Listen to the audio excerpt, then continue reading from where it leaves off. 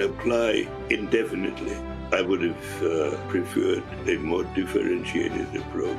I am in 100% agreement with you that maximizing employment is the best social program of all. Over 1 million precious lives have been lost. At this forum, I urge you to think of them.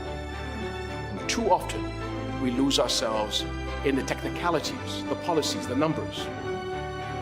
As you look at ways to rebuild a more resilient, inclusive world, remember to put people at the heart of your discussions.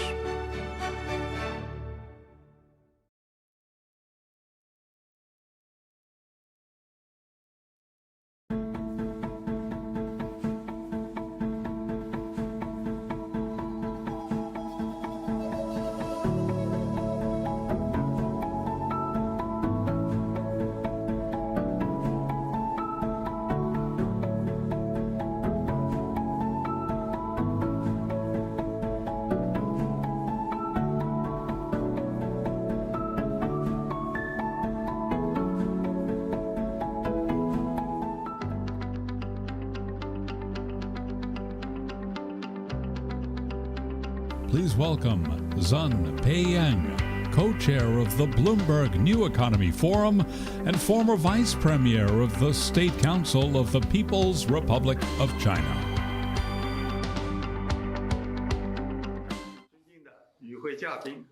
Distinguished guests, ladies and gentlemen, it is a pleasure to join you through radio link. Though geographically far apart, we are united by a common aspiration to defeat COVID-19 as early as possible and get the world economy back on its feet. I would like to take this opportunity to share with you a few thoughts.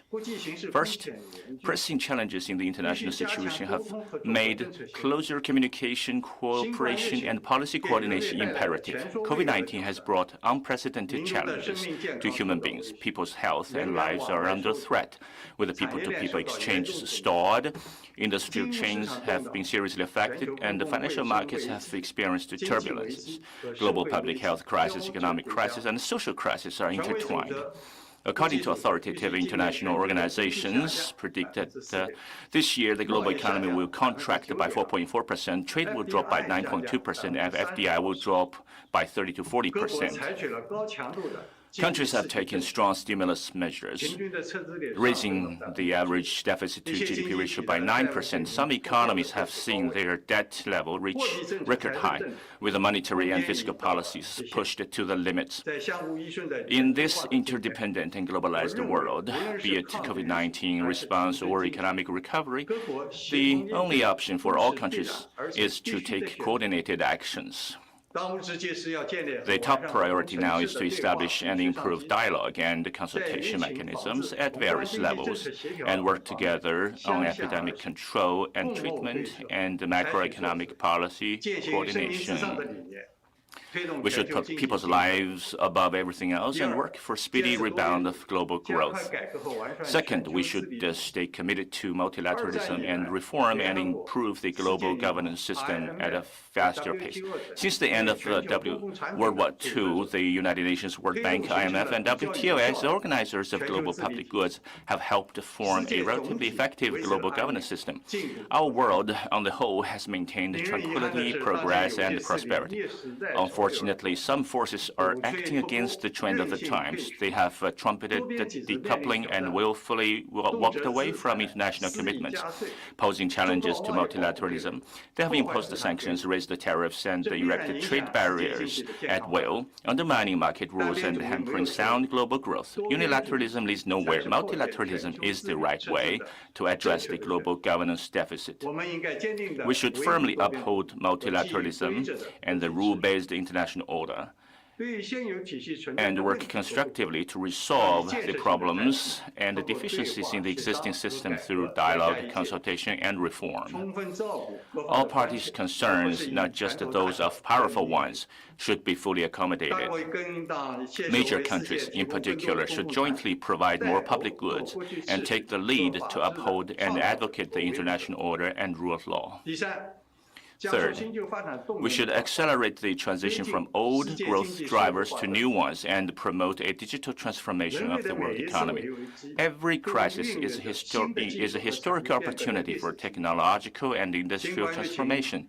To some extent, COVID-19 offers us a window of opportunity to accelerate the digitization of the world economy, address climate change, and promote green development.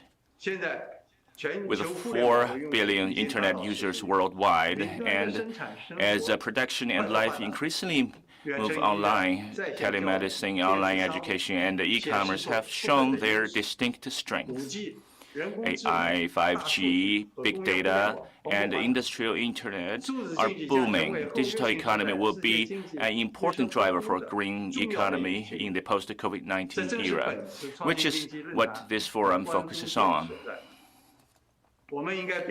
We should give equal emphasis on development and security, deepen international cooperation on digital innovation, strengthen digital infrastructure, and set rules for convenient and efficient global digital connection as early as possible, so that technological innovation will open up even broader space for economic development. Ladies and gentlemen, as President Xi Jinping observed, the world is battling the COVID-19 pandemic as it goes through profound changes never seen in a century. Yet, peace and development remain the underlying trend of the times. The current situation may be complex and challenging, but I am confident that if countries stand and act together, the trend of economic globalization and multilateralism will keep moving forward. Humanity will prevail over COVID-19. Our world will be a better place. Thank you. Greetings, I'm Scarlett Fu of Bloomberg Television, and I'm joining you live from Bloomberg headquarters in New York City. Welcome to the continuation of the 2020 Bloomberg New Economy Forum. Now, before we get the program started, I want to mention a few housekeeping items for our delegates who are watching on the New Economy Forum event website. During tonight's live panel, the U.S. and China in the 21st Century, you'll have the opportunity to respond to a polling question. Please be sure to use the buttons below on your screen to submit your opinions, and also submit questions for the moderator that you'd like to pose to the panelists. To those watching around the world on our live stream, thank you for joining us. We encourage you to share your thoughts and participate on social media using the hashtag #OurNewEconomy. We'll be monitoring those channels and incorporating your views and comments into our conversations.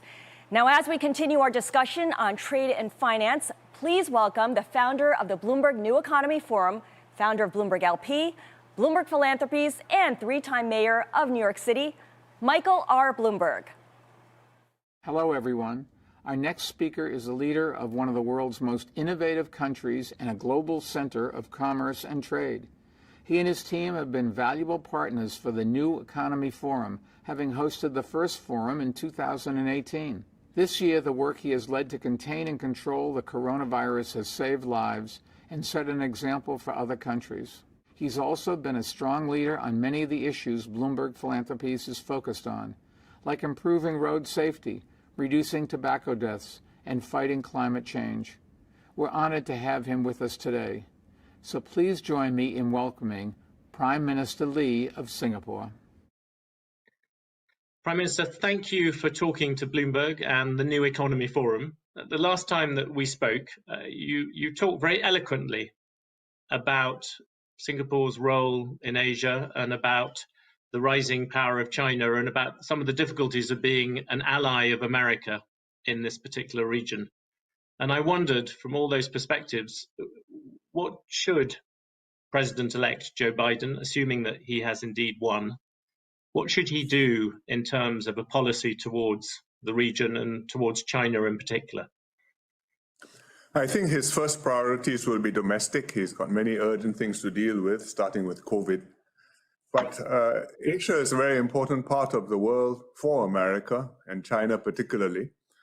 I hope that he will be able to focus his mind on developing a framework for an overall constructive relationship with China. That means one where you're going to be competing, where there'll be issues to deal with, but where you do not want to collide and you will try very hard to work to develop the areas of common interest and constrain the areas of disagreement. And within that framework, deal with trade, deal with security, deal with climate change, deal with non-proliferation, North Korea, all the many issues which the two biggest powers in the world have to focus on.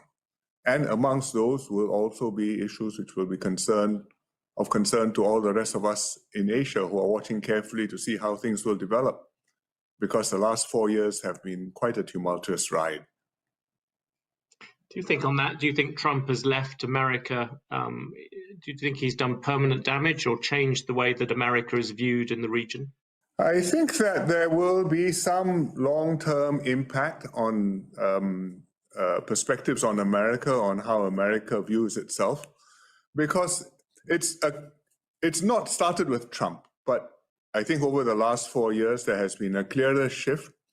When you talk about putting America first and making America great again, it's a more narrow definition of where America's interests are than has hitherto been the way the administrations have seen things.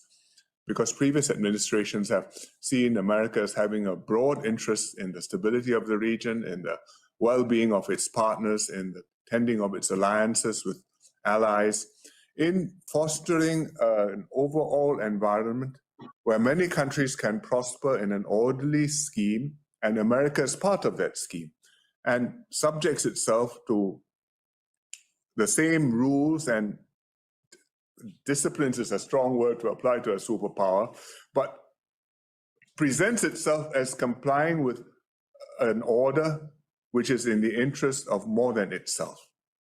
And it will take some time, I think, for America to come back to such a position and for others to be convinced that it is taking such a position. It may never come back all the way.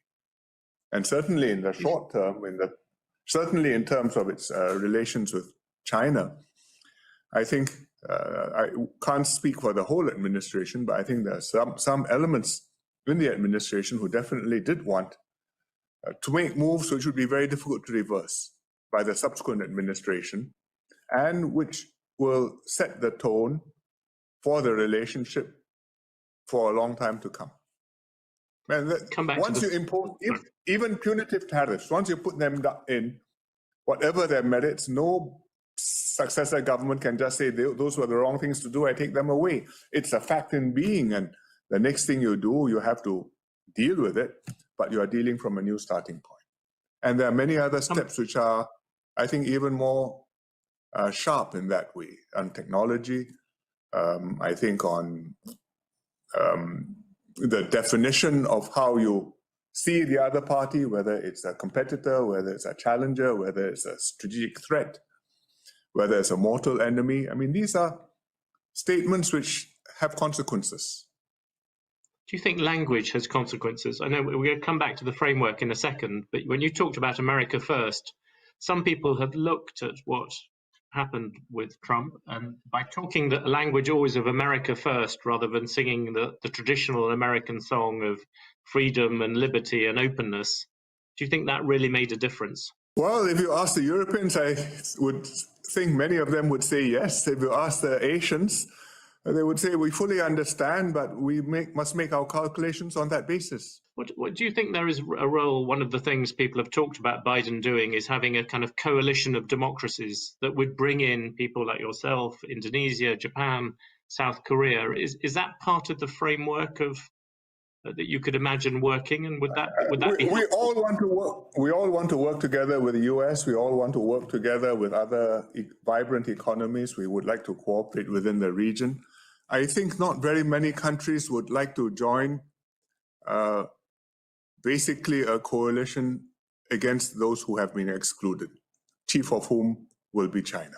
Especially not just Singapore, and not just in Asia, but I think even in Europe, there will be countries who want to do business with China. I mean, for example, Europe is trying to conclude an investment agreement with China. And, well, it's quite understandable. I think it's better you want everybody in the discussion in trying to work out adjustments to the world order. But I don't think it is, and in that process, you're going to have people from alliances, they will cooperate with one another, they will try and find common cause. But to try and make a lineup, Cold War style, I don't think that's on the cards.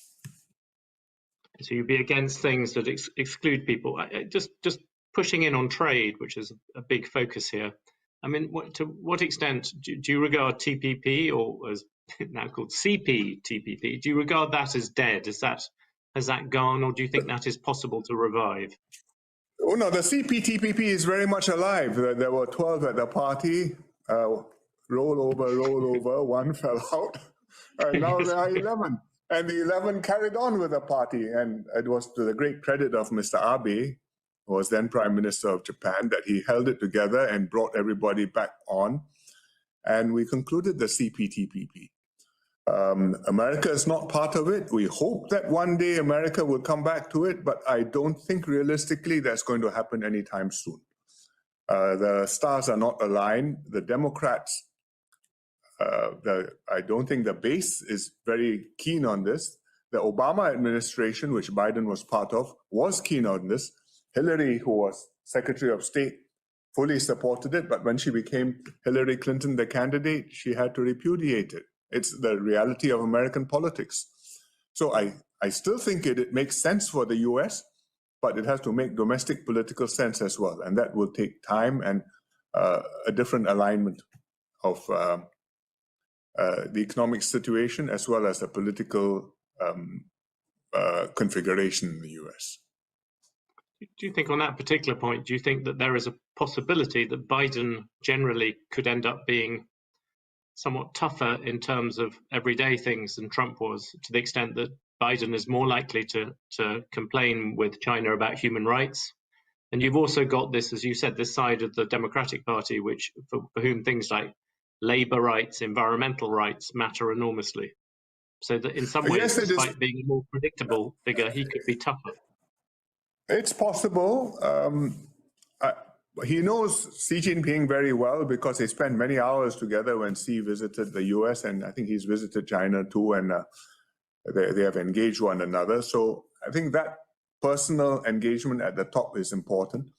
But equally important is how each country sees the other and the intentions of the other, and whether they see the possibility of being able to work together to mitigate the inevitable contradictions which are going to arise between them.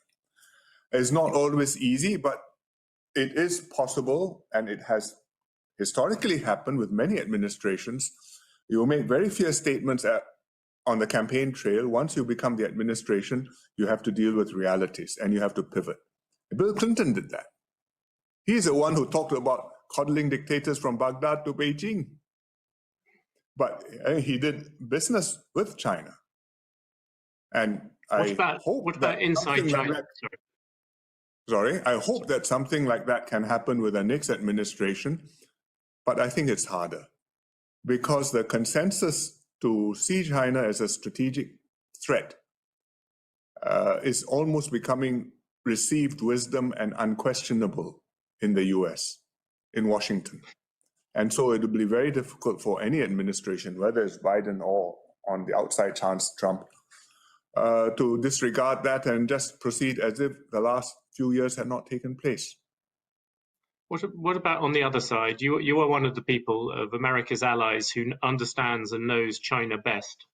Do you think that the Chinese attitude, we talked a lot about the American attitude, but do you think the Chinese are prepared to do bargains about this? It takes two to tango, to borrow an old phrase. Yes, it does. It is not. This is a bilateral relationship.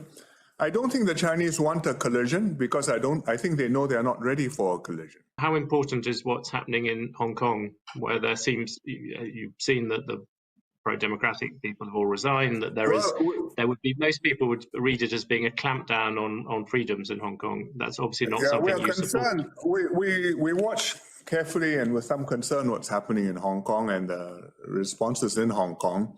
I think that something was going to happen was very much on the cards and could not have been avoided because the demonstrations and the expressions of defiance could not have carried on indefinitely. Certainly not to the end of one country, two systems in 2047. But the question was how it could be headed off. And the Chinese government, I think, have settled on this formulation where they have made the legislation, and the administration in Hong Kong, they've made the legislation in China, in the NPCC, in the People's Congress. And we hope that it could be done in a way which would deal with the problem but not shake confidence and maintain the Hong Kong system intact so that it can be valuable to China and can be part of the prosperity in the region. But I think there's a lot of concern. There's a lot of concern in Hong Kong, and you can see the way actions, reactions, and further anxieties arise. I hope we can settle down to a new normal. It will not go back to where it was, but something which is sustainable and which will enable the Hong Kong people to live stably and have the economy working and have a greater degree of the freedoms and the access to information and expression than pertains on the other side of one country, two systems. Okay, on that, just jumping back to trade, which we began on with TPP, but there is also the RCEP. How do you regard that remotely as a kind of comparative thing to TPP? And people always point out that it isn't, as it's much more toothless than TPP was designed to be. How should we look at this in terms of regional trade? It's a different animal for a different purpose. The TPP had a relatively small number of economies. There were 12, then 11. It went for a very deep agreement requiring substantial commitments from these participants and covered areas which are very difficult to cover, like intellectual property. Even I think there were even contents on exchange rates and things like that. Yeah. The RCEP is a different configuration. It's Asian. It includes all of the Asian major economies except India, which unfortunately has decided not to be part of the grouping. It covers 1/3 of the global population and 1/3 of the world's GDP, but it doesn't go as deep. But nevertheless, it is a significant step towards reducing trade barriers and facilitating trade between these economies, and also a significant statement that in Asia, whatever happens in the broader world, we would like to promote regional integration, and we do believe in a model of cooperation and win-win trade rather than in going it alone and beggar thy neighbor, which in these troubled times is worth quite a lot. There's been quite a lot of attention in America, particularly. You look at the numbers, the crude measure of how well countries have been doing covering COVID. You have America and Britain, where I am at the moment, over 700 deaths for every million people. You have Germany around 100 deaths for every million people. You have your own country closer to 5. China claims a number of 3. Japan, South Korea. The countries of Asia have performed unbelievably better, 20, 30 times better than the countries of the West. How do you explain that? And and I know there have been some internal critics of what you've done in Singapore, but by any measure, you've done rather better than Western countries. What has been the reason that Asian countries have done so well? Well, I would very much hesitate to declare victory now because the fight is far from over. But what I think the Asian countries have succeeded in doing is to get their populations to comply with the measures which are necessary and cooperate, for example, wearing masks or distancing themselves. So far, with greater success than the Europeans or the Americans, where after some time you are fed up and tired of being locked down and there's pushback. You want to go out and let your hair down and have a drink and have a rave. And when you do that, there are consequences for public health. We have been lucky because we have not had a huge number of cases in the community. We have quite an elderly population, so if there had been many community cases, I think we would have had a large number of casualties and deaths too. We've had quite a number of cases, but many of them, or the vast majority of them, have been amongst migrant workers in dormitories, where we were able to keep it confined, at the same time to treat the migrant workers properly and give them the medical attention they needed, and to keep the fatality rates amongst them too very low. It helped that they were young, and therefore many of them had the disease in a mild form. But we worked very hard to make sure that we kept the migrant workers as well as the Singapore population safe. So far, we've done that. Now our challenge is, how do I open up my doors so that I can have flows and tourists and business travel to the rest of the world, and manage the cases which are bound to come in and which are going to pop up amongst my population. Because if you are something like China, you can decide to close all your entry points practically and be in splendid isolation for quite some time without much difficulty. Not forever, but for quite a long time. But for Singapore, that's going to be very tough. Prime Minister, thank you very much for talking to Bloomberg and the New Economy Forum. Thank you. Thank you very much. The post-pandemic world is the subject of our next conversation between former U.S. President Bill Clinton and former British Prime Minister Tony Blair. The two are old friends. They worked together while in office, and in this conversation, they share their perspectives on the central challenges of the 21st century and the possible solutions.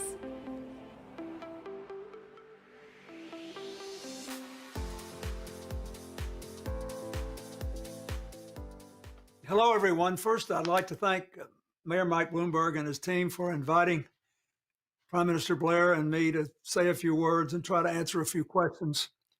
I think we should get right into the program. So, Tony, we've just been through a period of increased separatist nationalism. Do you think that this epidemic and the requisite responses to it and its aftermath will lead to more scattershot responses as we've had, or more global cooperation? And if so, how should we achieve it? Okay, first of all, it's a great pleasure to be at the Bloomberg Forum, and my thanks to Mike Bloomberg, and of course, a great pleasure and honor to be with President Clinton. So, look, it should mean that the world recognizes, if it's a global pandemic, the response to it has been pretty haphazard. Actually, the absence of global cooperation has been shocking, really. And my view is, if we had cooperated together as a world, we'd probably be 2 or 3 months ahead of this. So where we are now, so it's. I would have thought that most people would believe that since these global pandemics may be a thing of the future as well, it's very clear from the analyses that I've seen and the discussions I've had with various people in different countries, not just the UK, but also in the US, in Europe, people in China, indeed. The danger of pathogens such as this morphing into something that is going to be globally menacing is significant.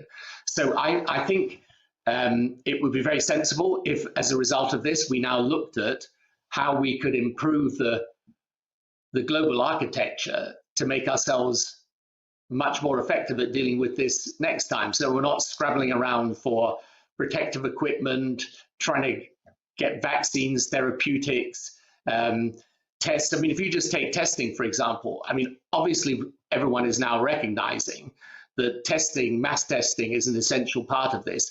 But you think if countries had come together and innovated to get more rapid tests instead of using the gold standard PCR test, or rapid tests right at the beginning, we could probably have developed them months ago instead of them just coming on stream now. So I think that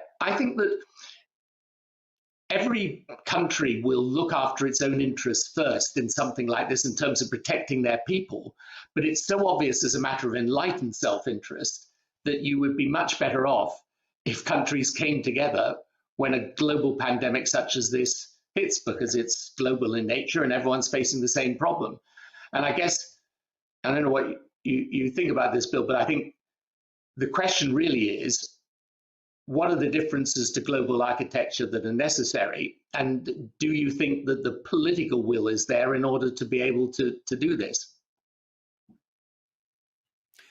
Well, we don't know yet, but I think so. I think the United States expressing its desire, or President-elect Biden expressing his desire and intention to immediately shelve the efforts to withdraw from the World Health Organization and to re-enter the Paris Climate Accord and do things that will put America back in the business of working with other countries.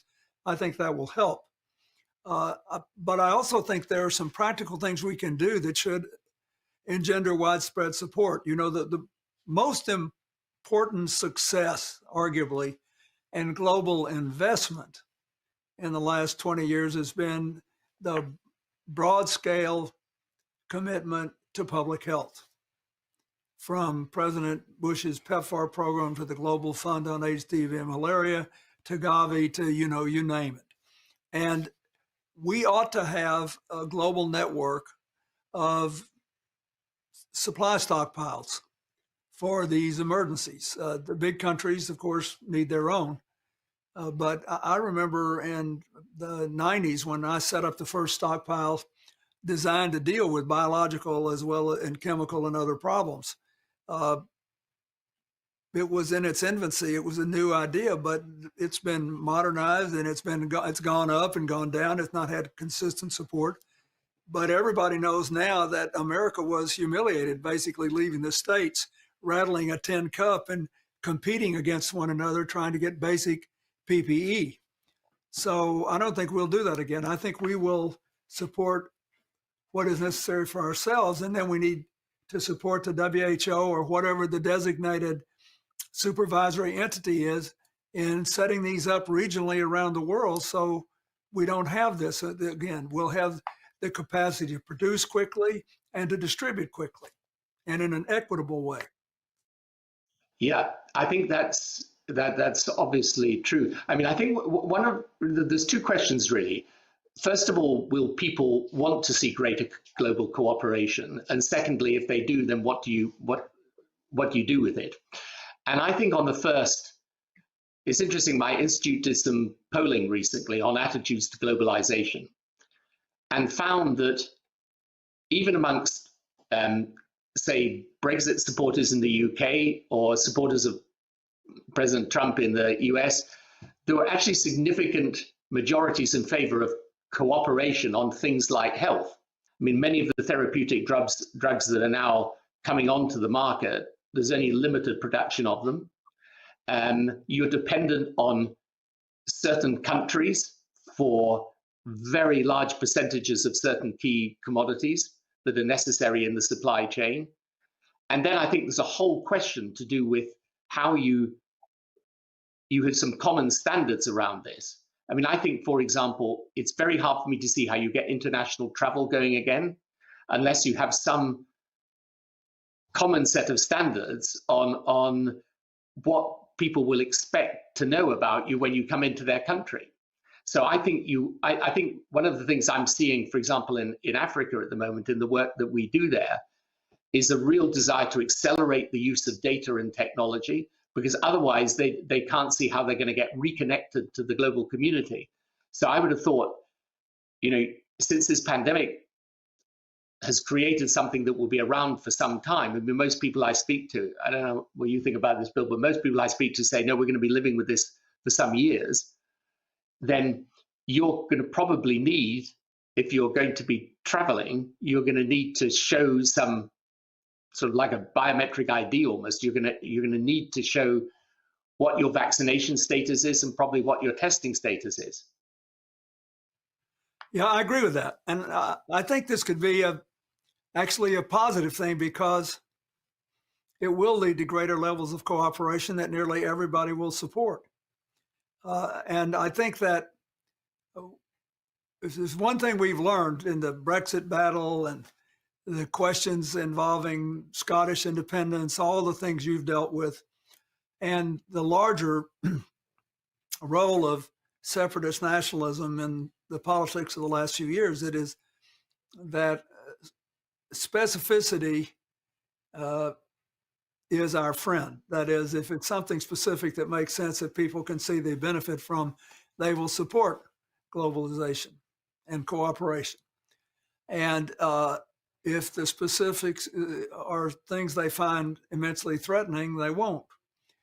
But if they don't know one way or the other, and it just sounds like, let's cooperate, then it's easy to fill the gap with fears, and easier with fears than hopes, and they're more powerful in that context. So I think there's a great opportunity as well as a responsibility for the global community to develop a global public health network and sensible responses. I also think, apropos of what you said, it is quite possible, depending on how the vaccines work out, that at least in the interim, this will be like the worst viral threat we've faced in our lifetime, HIV.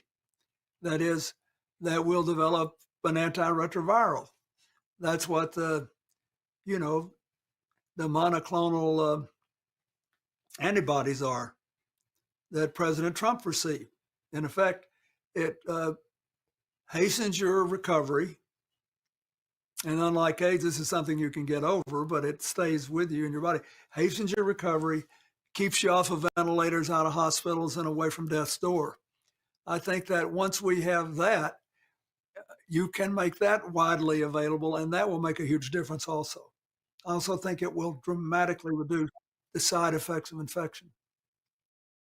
So if it's clear that you need to build the capacity to cooperate much more strongly for the future around global health preparedness, let's say, what's your take? Because both of us dealt with the G7/G8, but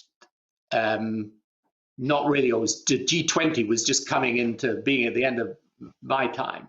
But you've got the G20 and you've got the G7, and the problem with the UN systems is that they tend to be quite difficult to get to consensus and to move fast, and there's a lot of bureaucracy around them for obvious reasons. So it always seems to me, if you're going to look at where does the opportunity to construct a better global architecture, you're going to either start with the G7 or the G20, but then you come to the G20, which is obviously much more. Because G7 is Western countries, G20 is much more representative of the way the world is today. But how are we going to get the cooperation going that we need when obviously not just America's relationship with China, but the West's relationship with China is so difficult? Well, I think that question will be able to be answered a little bit better when we see what happens after the change of government in the United States, how they decide to deal with China, how they decide to manage our clear disagreements over Hong Kong and the camps for the Uyghurs and the desperate need to work together for global development, to fight climate change, to deal with the COVID-19. But I think once we have a sense of that, then I believe that whatever the appropriate way of dealing with it is, you need an organized effort that begins with the end in mind. I mean, I thought when, after I left the White House and Ban Ki-moon was Secretary General of the United Nations, I thought we had a pretty good deal with the Millennium Development Goals. When you could get people to agree with the end, then you could give them flexibility in how to get to the end. And it was easier to help people who were clearly committed to it. When I worked with then Secretary General Ban Ki-moon in the aftermath of the tsunami, we got all kinds of help from all kinds of places in different ways. But we managed the respect for the sovereignty of all the affected countries, and they could channel it in different ways. And we got an enormous amount done. And it was done in a way that also permitted private sector participation and NGO participation. So we can do this if there is a sense that the major forces at play in the world can agree on the end in mind.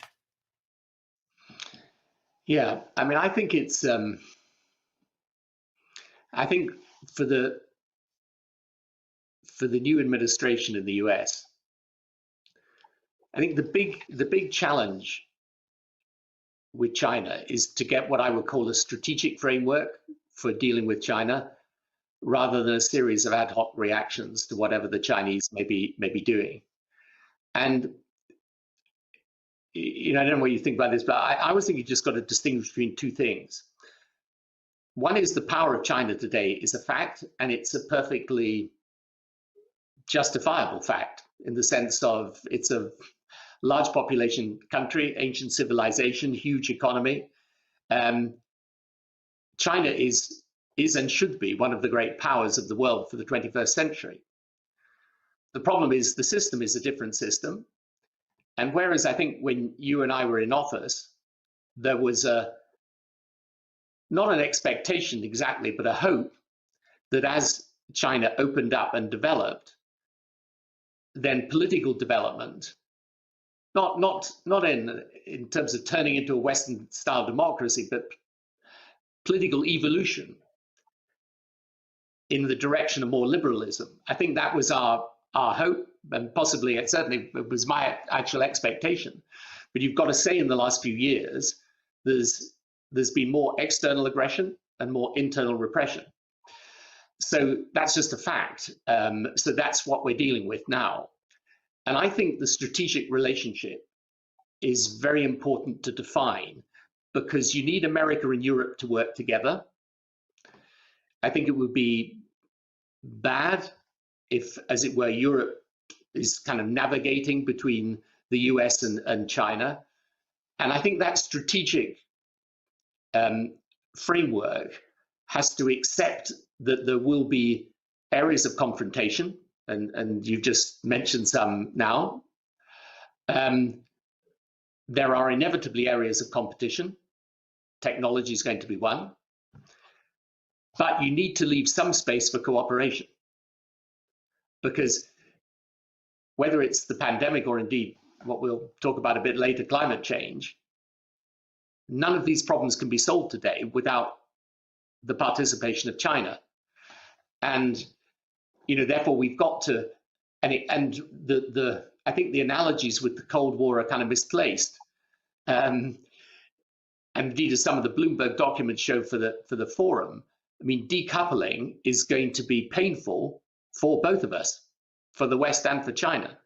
So I think this, if you can get as you rightly say, if the new president comes in and has a more strategic framework, then you can identify, consistent with that, areas of cooperation, and at least offer China the possibility, whatever differences there are, for those areas of cooperation to be fruitful for both sides.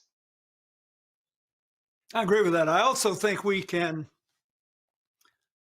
strengthen our negotiating position, if you will, or our cooperating position by reestablishing the relationships that we had with other countries in Asia and Southeast Asia in particular, who were our allies, who would have been the principal partners in the trade deal that President Trump killed, the Trans-Pacific Partnership. Whether the new administration chooses to revive that or not, we can clearly do more to strengthen our partnership and work with them.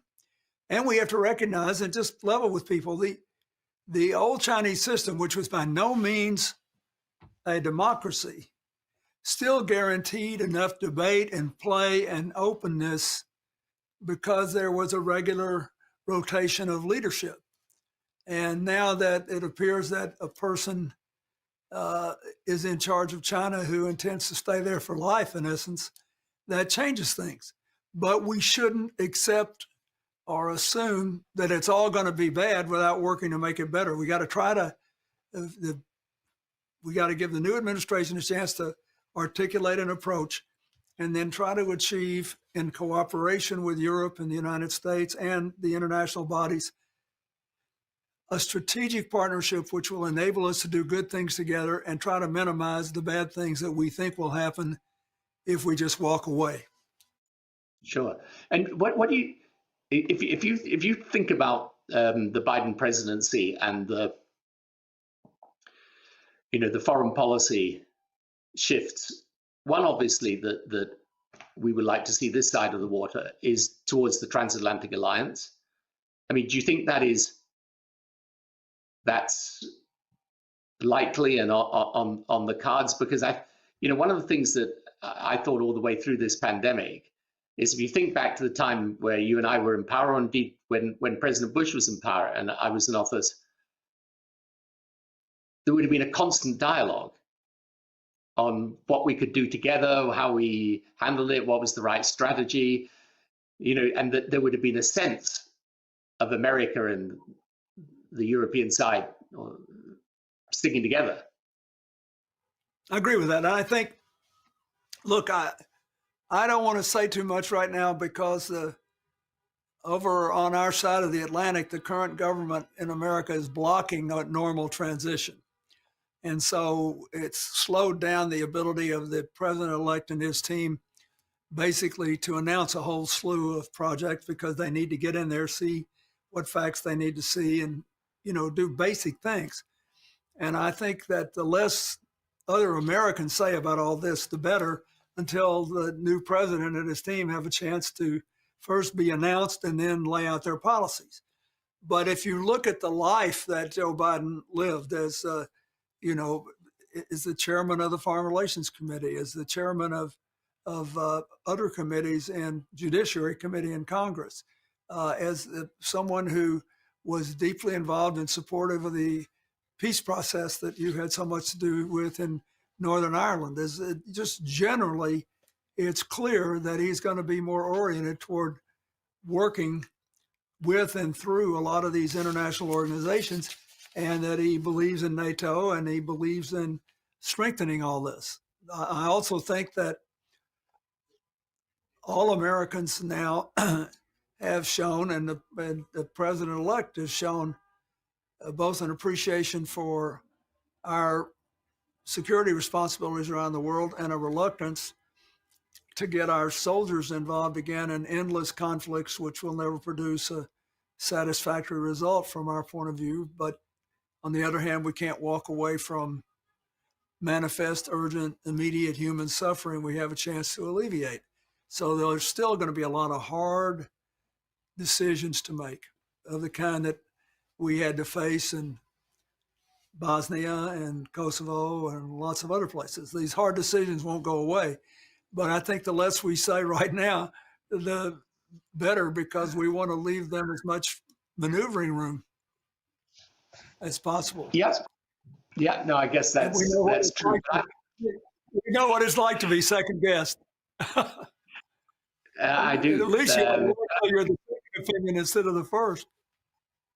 I know. I was thinking, when you were talking about the peace process, the picture behind me is actually a picture from a mural in Northern Ireland, which expresses the differences between the two sides. But fortunately, that's a process which, of course, you had an immense amount to do with, by the way. I'll never forget, in the middle of that peace negotiation for the Good Friday Agreement, when I'd literally lost all track of time. And I remember phoning you once, and I think it was like 3:30 in the morning, Washington, D.C. time. And you were pretty chirpy, actually. I explained the situation. It's easy to be happy and energetic. We had great partners. Two of them we've lost just lately. That's another important thing. I think this is something you can do when you're like us. You've been out a while. We lost John Hume, and we lost Martin McGuinness. And then in the Middle East, one of our partners, Saab Erekat, recently died because of COVID. And the thing I want to say about that is that time passes quickly. And when you're in office and you're thrilled with the challenge of each new day and filled with the challenge of each new day, if you're not careful, it'll pass even more quickly. And I think that You know, I think it's a good thing that Joe Biden is not a kid.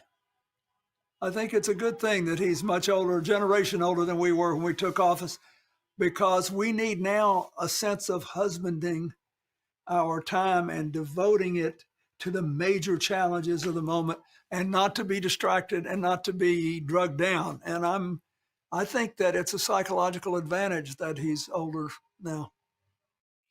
Well, we could do a bit of that husbanding here, obviously, in the UK, where at the end of the year we'll actually do Brexit in a practical way. We've done it legally already, but Britain will leave the trading system of the European market at the end of this year. Is going to be a huge challenge for us.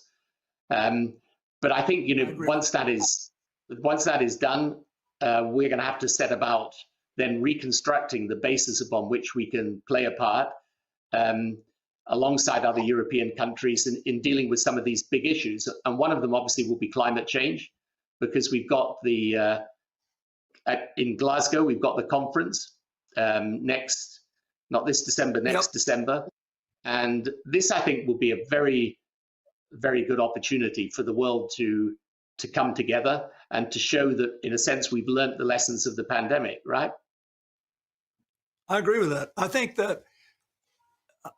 that dealing with climate change in a cooperative way offers the single most constructive opportunity we have to avoid excessive divisive nationalism and denial of science, and to embrace cooperative operations that could create opportunity everywhere and resist the kind of burdensome inequality that we see in parts of America and that you have seen in reaction in Europe to what happened after the crash in 2008 and then what produced Brexit. I think that climate change is both our great long-term challenge, it's really an immediate challenge, and our greatest opportunity to find ways to bring each other along together and lift everybody up. If we do this climate change thing right,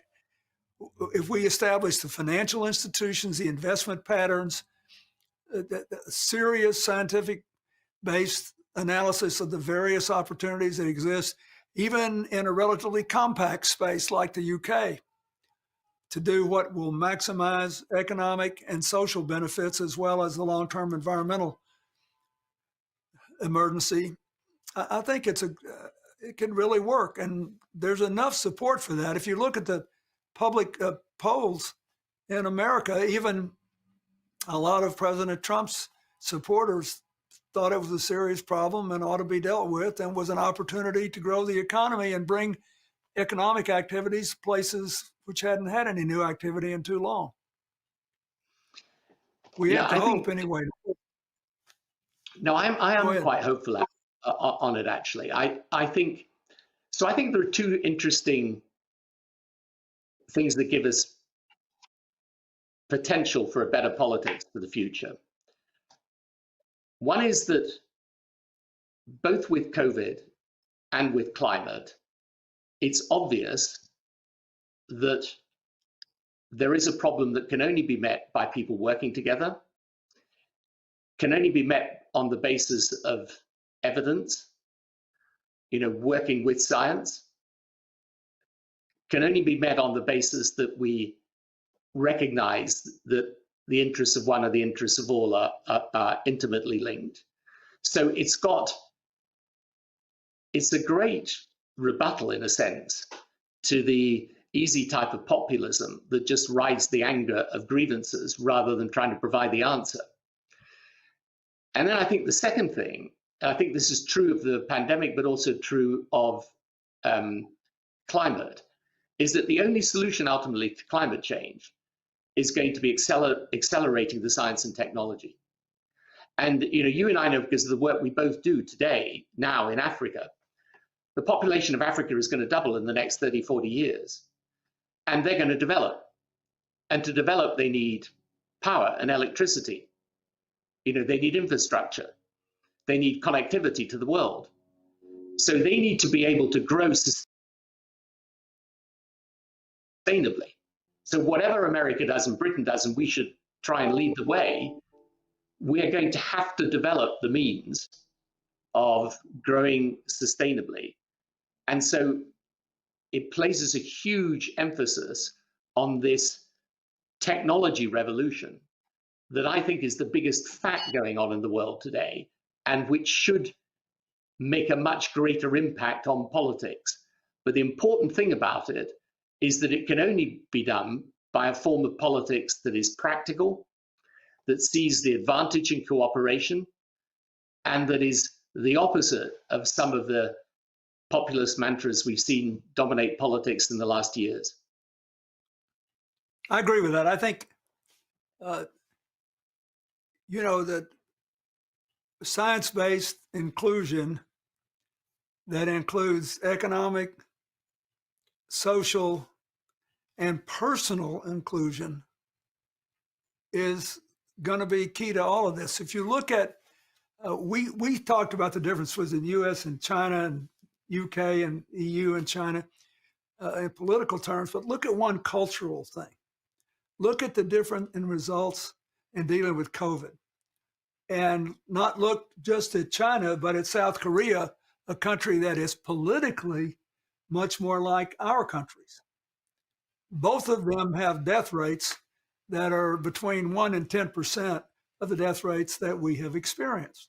So I think we have to be, none of us can get all huffy and all arrogant. We got to think about this as a great opportunity and one that we can only seize together. That's my bottom line. Well, and thank you. Maybe I hope the optimism we both displayed is justified. But I always think if you can't be optimistic, you shouldn't be in politics. It's you know, a lot of the problems arise when people have got no belief in the future, and you know, you take a step back. Despite all the challenges, the world gets better. If you look at the trend lines for the last 30 years, the underlying trend lines are far more positive than negative. It is true that as whenever the economic paradigm changes, there's a big new concentration of wealth, and we have to unpack that in ways that are productive and inclusive. It is true that we are facing a millennial or more challenge from climate change, but still the basic trend lines have been positive, and we know we can deal with this. It's just a question of whether we will. And you and I, we got to bet that we will. We have grandchildren now. Yeah, I know. Well, I never thought I'd be happy all. to call granddad, but anyway, I am. Thanks, Tony. Bless you. Okay. Thanks very much, Bill. All the best. Thank you. We begin our next topic with a fire starter discussion featuring Kevin Rudd, the former Prime Minister of Australia. He is currently president of the Asia Society Policy Institute, based in New York.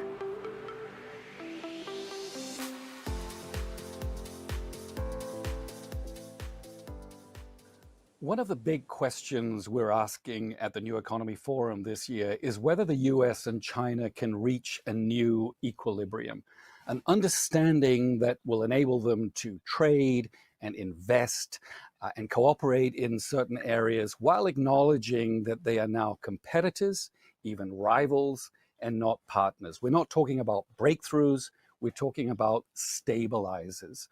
So let me start by asking you whether the election of Joe Biden as the next American president will help stabilize the relationship, or will a President Biden, as many in China fear, be just as tough as Donald Trump, only more coherent, more thoughtful, and more effective? I think there's a difference between stabilization and equilibrium. And by stabilization, what I mean is strategically, there are parameters defined between Beijing and Washington within which strategic rivalry, strategic competition, and strategic cooperation can occur. Strategic equilibrium, I believe, in a classical sense, is unattainable because that assumes a reconciliation of interests or a balance of power. And those two things will remain in flux. But what I do believe both sides are capable of through the highest level diplomacy at an early stage of the Biden administration is to define the parameters within which a strategically stable relationship can be managed with known red lines in terms of core areas of strategic conflict and irreconcilable views, areas of collaboration, and areas of open competition. And will a President Biden, do you think, help to achieve if you like, a stabilization, or at least prevent the relationship from getting any worse? Well, with any strategic relationship as complex as the US-China relationship, it takes two to tango. So the two questions are, what can Xi Jinping do to enhance strategic stability in the US-China relationship, and what can Joe Biden do? Let me answer it in that sequence. What Xi Jinping can do is in the East China Sea, the South China Sea, and the Taiwan Straits, avoid any further provocative assertion of China's strategic interests through atypical patterns of military behavior. That lies entirely within his purchase. Secondly, what he can do proactively is indicate to President Biden that he's willing to put his shoulder to the wheel on what will become a central dynamic in US strategic policy in the next 4 years, which is North Korean denuclearization. What can President Biden do in reverse? He can signal through the highest level diplomacy that the United States will not be crossing totemic, symbolic Chinese red lines on Taiwan by tolerating, for example, visits by administration officials to Taipei, let alone the possibility often floated in the Trump administration of heightened military collaboration between the US and Taiwan. Those two sets of measures, I believe, taken early on in the first 2 to 3 months of a new administration, can contribute to creating a stable strategic framework within future red lines competition and collaboration can be defined. You've talked about climate as a potential area of collaboration. What would that kind of cooperation look like? Could it be ambitious enough to diffuse or at least moderate the building tensions in other parts of the relationship? China's interest in terms of global climate change action, including collaboration in the United States, is driven by two factors. Underpinning Chinese thinking is their own view of the climate science. Remember, our Chinese friends are ultimately science-driven. And what they've concluded on climate science is that if global temperature increases continue to go through the roof, the environmental implications for China are horrendous. Impact on water supply, impact on food supply, impact on atypical extreme weather events, also acute. So that's the reason why China wants to act. But it realizes that China's national actions will be inconsequential in the absence of global action. That's why Chinese diplomacy on climate change has come almost 180 degrees in the last decade. So that's why the United States, that's why China wishes to engage the Americans and why the Biden administration will want to engage the Chinese. But the second point is the one you refer to. From China's perspective, and perhaps from some in the Biden administration, it provides a concrete platform to send a broader message to the rest of the relationship that these 2,000-pound gorillas in the front living room of global geopolitics at present can agree on something. In fact, in the days of the Cold War between the Soviet Union and the United States, they did agree on some things as well. Do you think President Biden will move human rights up the agenda? And if so, doesn't that suggest more friction, not less, particularly over Xinjiang and Hong Kong? The US-China relationship is always multidimensional. There's strategic or geostrategic stability, which is under its own set of challenges because China is pushing out at present, and not just into, let's call it the West Pacific and East Asia, but more broadly. So that has its own dynamics. And we've spoken in part about how that could be stabilized. Then you have strategic competition in areas such as trade, investment, technology, the future of Huawei, semiconductors, the future of artificial intelligence. Then you have, as part of this overall dynamic, climate change collaboration, global pandemic collaboration, but human rights will not be pushed off the agenda. It's always been there, although in an impure form under Trump. him ignoring it and Pompeo putting it into overdrive, it will reoccupy a central place in the US-China relationship, but within the fabric of everything else. China won't like it, but China has had to deal with this before. Very quickly, we're running out of time. What happens on trade? Would a Biden presidency just drop the tariffs or use them as a bargaining chip in other areas of the relationship? This is the $6,000 question. Where will Biden go on trade policy, given the complexity of the Democratic Party's base on trade question and trade freedom more generally? And frankly, a Democratic Party which has always had two internal traditions on the virtues or the vices of free trade. Bottom line is, knowing some of the personalities in this administration, the predisposition will be to open up markets rather than to close them down. The predisposition would be to use what Trump has yielded from the Chinese as leverage for broader Chinese engagement in domestic economic reform, shall we say, creating more of a level playing field both at home and abroad for Chinese corporations so that others can fairly compete with China. And of course, lifting global economic growth through turning around this current cycle of global protectionism, which is taking us nowhere fast. The open question is, what do they do about the future of the TPP? And not only what the Biden administration will do about it, but what might China do with it as well, given that China in its own think tanks has indicated a high level of interest in looking at the future of the TPP as well. Prime Minister Kevin Rudd, thank you for your insights. Good to be with you. Our next panel is entitled The U.S. and China in the 21st Century. Can the world's two biggest economies figure out a way to cooperate and compete? Our panelists this evening are Charlene Barshefsky, former U.S. Trade Representative and Senior Partner at WilmerHale; Gary Cohn, former Assistant to the U.S. President for Economic Policy and former Director of the NEC; Kai-Fu Lee, Chairman and CEO of Sinovation Ventures; and Fang Xinghai, Vice Chairman of the China Securities Regulatory Commission. Our moderator is Andrew Browne, Editorial Director of Bloomberg New Economy Forum. Fang Xinghai, I'd like to start with you, if I may. You've spent the better part of 2 decades working with U.S. companies, with CEOs, with investors, with regulators. I think you were 5 years at the Shanghai Stock Exchange. You were 7 years with the Shanghai government, working to turn Shanghai into an international financial center. And now you're a top securities regulator in Beijing. In other words, you've seen the whole arc of the U.S.-China economic and financial relationship from a promising, hopeful start to where it is now, which is basically in ruins with neither side talking to each other. Where did it all go wrong?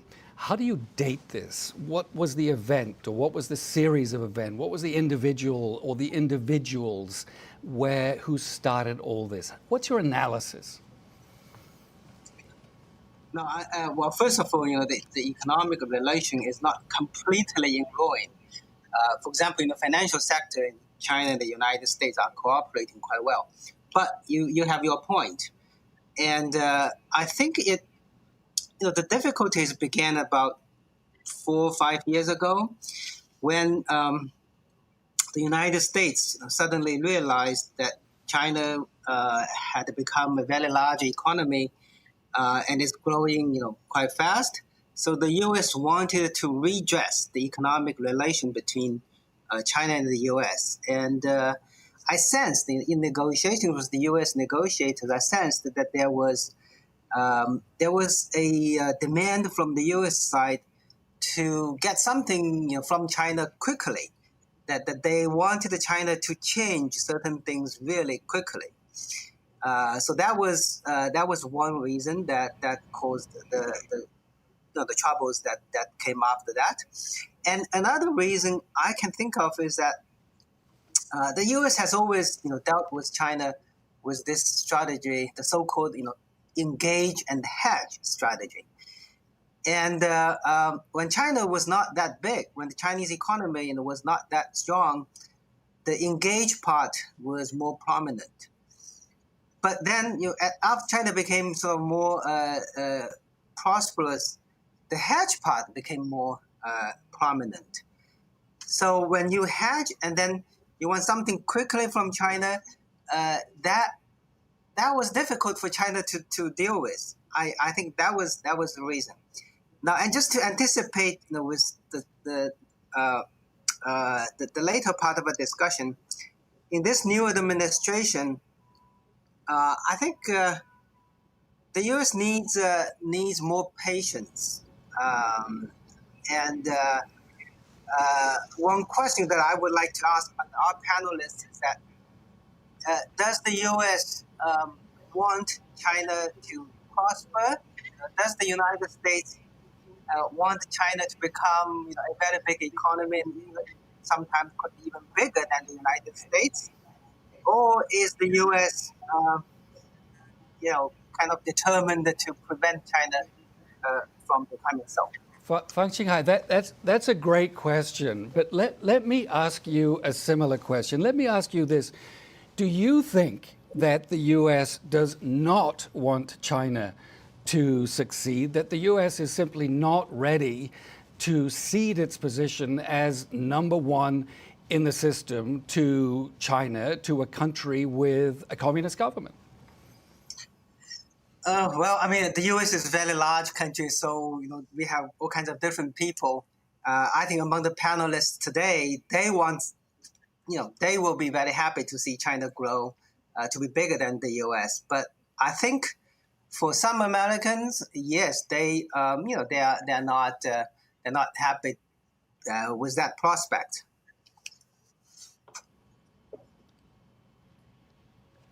I think we might have lost Fang Xinghai's audio. No, I finished. Oh, you finished. Let me before I get to Gary Cohn, one more question. Let me put a theory to you. It's a very popular, I'm sure you've heard it many times, very popular outside China. And in this theory, the key date is 2008 and the global financial crisis. And China comes to the conclusion that the United States has no idea what it's doing. It's almost tanked the global economy.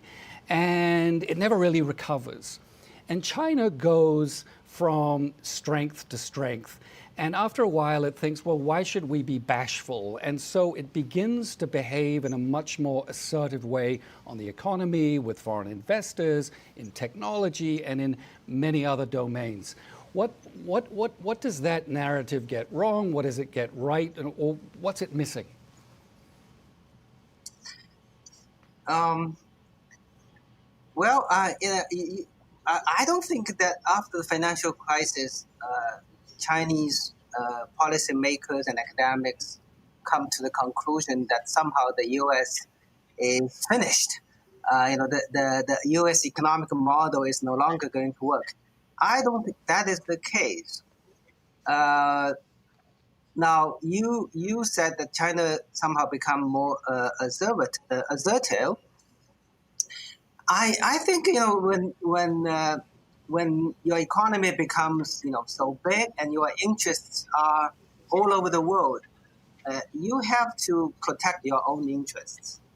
And some people say previously China somehow adopted a kind of lay low policy, right? You don't hide your light, that kind of thing.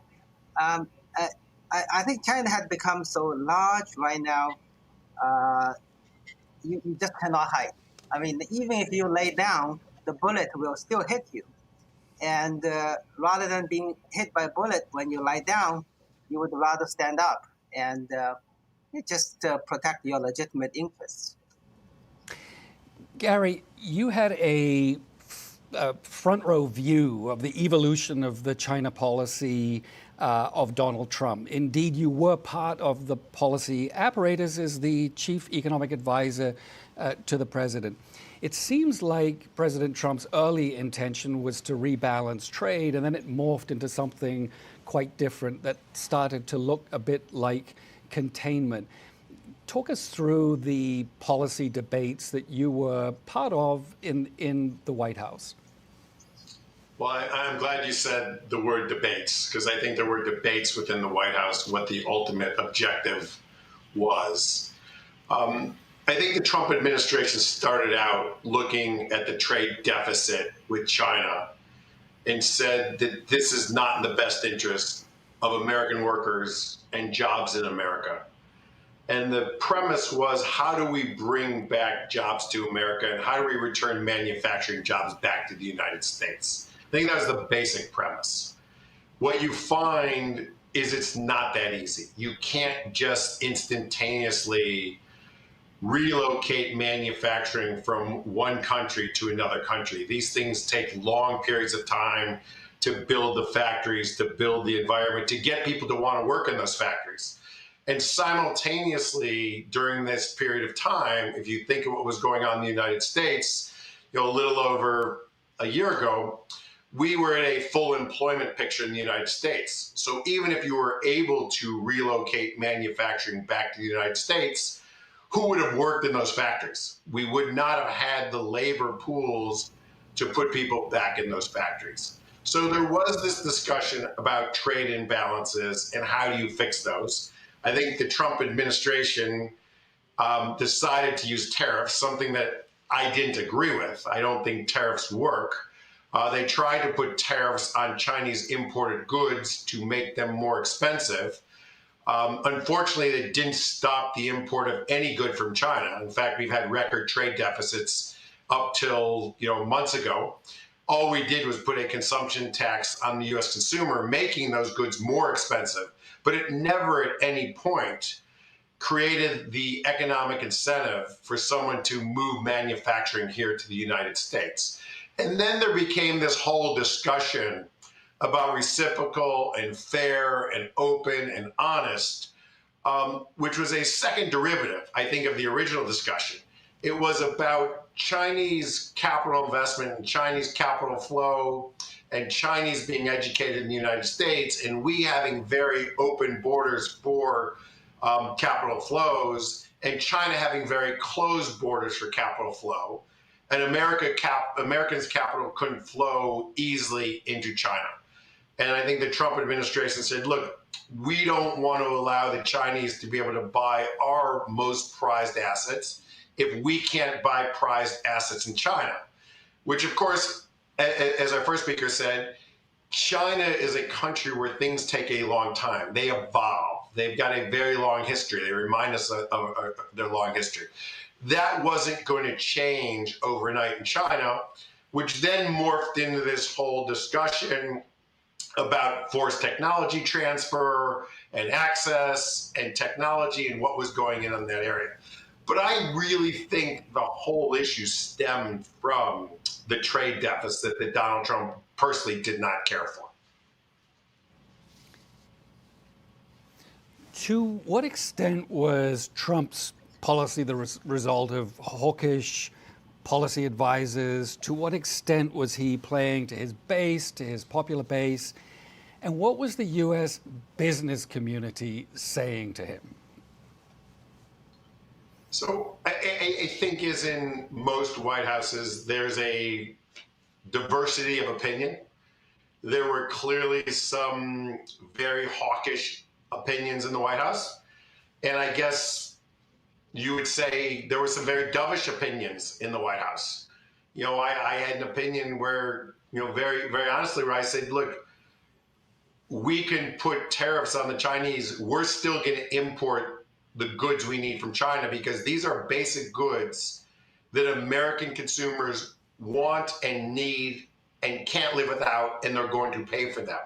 So there was a dichotomy of opinions here. There was also political rhetoric. I think no one should look past that. The Trump constituency felt that we had lost a lot of jobs to China, manufacturing jobs, that America was not the manufacturing country we once were. That said, we have become much more of a services country where we provide services to the rest of the world.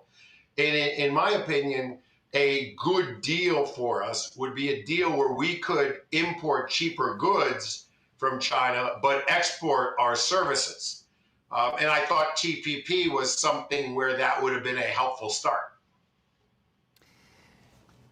Charlene, Where do you think it all started going wrong? You brought China into the World Trade Organization in 2001. This was supposed to be the beginning of a reform process in China. China was supposed to become more liberal economically and, depending who you talk to, even politically more liberal too. What happened? I think what happened is this. China came into the WTO on the basis of autonomous liberalization of its economy, as well as undertaking an extraordinary array of obligations, including a number of obligations that were specific just to China. And its reform and opening continued until about 2006, 2007, when it began to sputter, and under Xi Jinping, it largely stopped. And in its place were a series of economic measures, starting with indigenous innovation, that began China's divergence from market economy norms, rather than what had been, from the time of Deng Xiaoping, movement toward convergence with those norms. What you have now, after many years and many programs, is a scale player in China with an economic model that is statist, it is state-led and state-fueled, and which is antithetical to market-based economic norms. Xi Jinping joins that issue, and you see it in the 14th five-year plan, by reiterating the importance of Chinese tech dominance, by reiterating the importance of self-sufficiency, including now China's self-sufficient supply chains, which are deemed to be secure and controllable, as well as China that is beginning to remake the international system in a way far more compatible with its own interests. I agree with Fang Xinghai that one would anticipate that China would take a more aggressive stand, given its economic size, its importance globally, and given its own aspirations and ambitions. But the real problem here is the doubling down by China of an economic model that does not fit the obligations that it undertook, and that results in heavily mercantilist practices. Let's turn to technology. Kai-Fu, we really are faced with an almost insuperable dilemma here. So many of the cutting-edge technologies in the world today, artificial intelligence, robotics, quantum computing, have security as well as civilian applications. And as Henry Kissinger says, competition in these areas tends to become zero-sum, winner-take-all. How do you look at this question? Well, I think China has gone through a phenomenal transformation from more of a copycat 10 or 15 years ago to really having had the opportunity to develop self-sufficiency in a lot of key technologies. The area I'm involved in, mobile internet and AI, are basically largely civilian-driven. Basically, it's a virtuous cycle that began with a large market that attracted a lot of investors, many American investors, in Chinese entrepreneurs who have proven themselves to be tenacious, hardworking, and build amazing products that are now world-class and feeding to more data, which made available to artificial intelligence. And that has made China very, very competitive. A lot of people assume this was all constructed by the government, but in fact, it certainly began as building great products that have excellent product market fit. And the predominance of the people working on the technologies, building products, are domestic technologists working in domestic companies, selling to domestic customers. So I don't think the current belief that it's all governmental driven is accurate. I also don't think the belief that it's largely for use by government is accurate. Take a look at the largest concentration of AI expertise. They are in the likes of Baidu, Alibaba, Tencent, ByteDance, and their products are for commercial use. So, and also I think there is a misconception that rather than the virtuous cycle I described, there are people who believe that China was merely a copycat and that it could be stifled with various measures that blocks the capital, market access, and IP and technology, then the Chinese innovations would be stifled. But in fact, I think it's a misunderstanding about the true virtuous cycle that China has created and has become an innovator.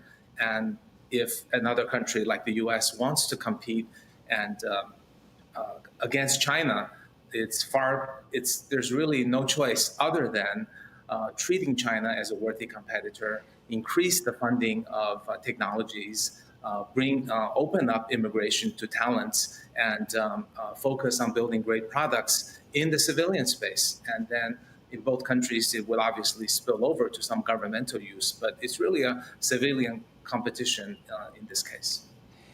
Yes, China is an incredible innovator, but China hasn't mastered semiconductors. And some hardliners in the US are saying, okay, this is a key vulnerability. Let's attack it. We can use this to bring down Huawei and other Chinese tech companies that we see as a security threat. From a tech perspective, semiconductors is where this relationship is unraveling. How do you see all that playing out? I think that's a very simplistic view.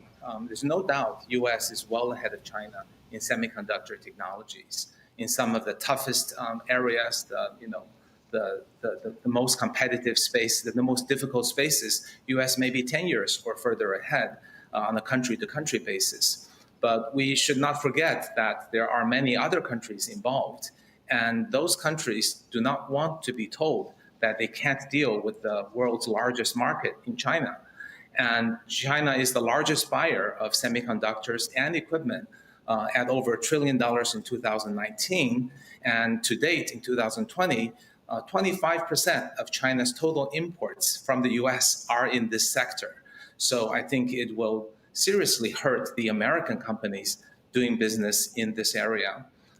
It will also force other countries to probably have to choose to reduce US dependencies so that they could sell to the Chinese companies that may be blocked or otherwise targeted by the American policies. So I think it would lead to a lose-lose. Both countries would lose a lot of business. Semiconductor is an incredibly intricately connected fabric of the globally. It's not just one business. There are foundries, fabless, and tools.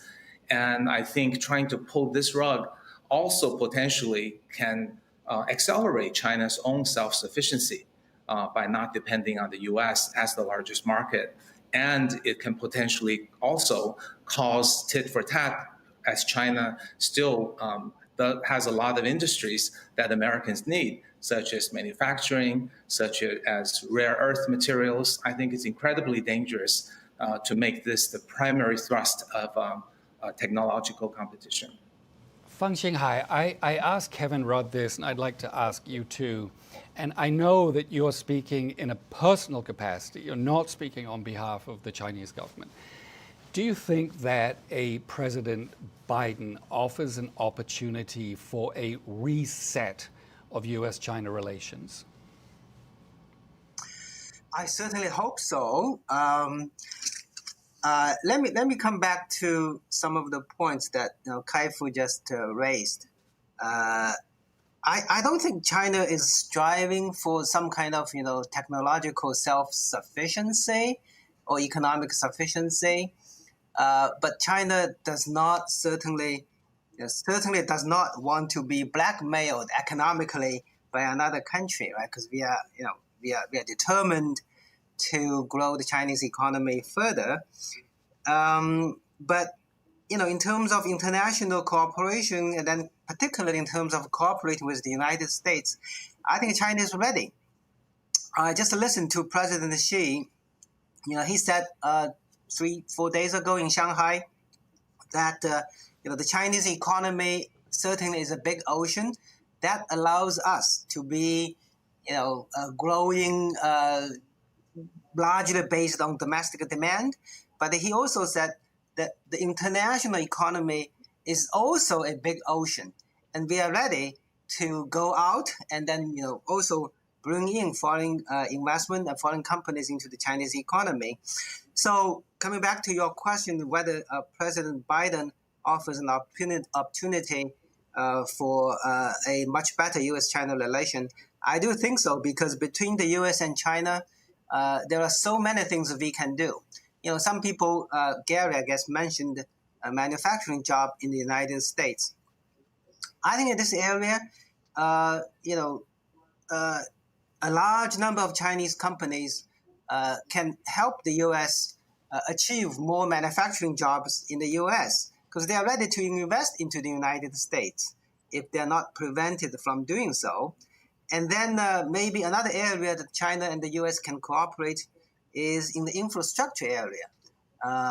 China has a lot of expertise in building infrastructures, and the U.S. needs a lot more infrastructure construction, and China can help out in this area as well. Now, of course, in technology, in financial services, in education, all these areas, the U.S. can do a lot for China. So we can sit down and work well with each other. The only one sort of worry that I have on this regard is that this current administration may be also too much in a haste to achieve something, because it only has 4 years to go, and in the U.S. system, you have to worry about the next election, and then the current administration may also want to achieve something too quickly, and that may cause some problem. Gary, what are the lessons that Joe Biden should take from the Trump administration on how not to handle the China relationship? Well, look, I'm also optimistic that the Biden administration can work things out or attempt a new beginning with the Xi and the Chinese. We both need each other. I mean, we have to start with this premise and this understanding that the China-U.S. relationship is extremely important, and it's vital to both countries and both countries' well-being and the success of their economy. So I think President-elect Biden will come into this understanding that.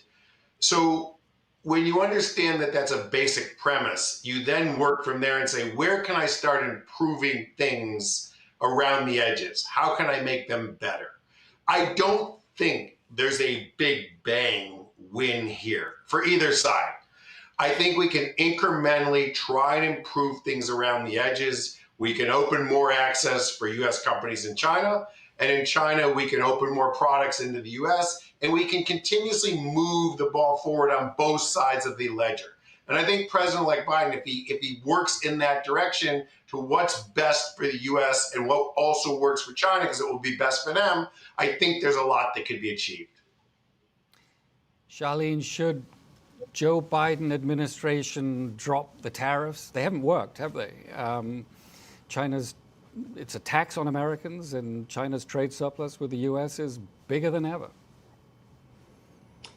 So I agree with that, and I agree with Gary's points about the effects of tariffs, which of course are not paid by China, but are in fact paid by the U.S. consumer and the U.S.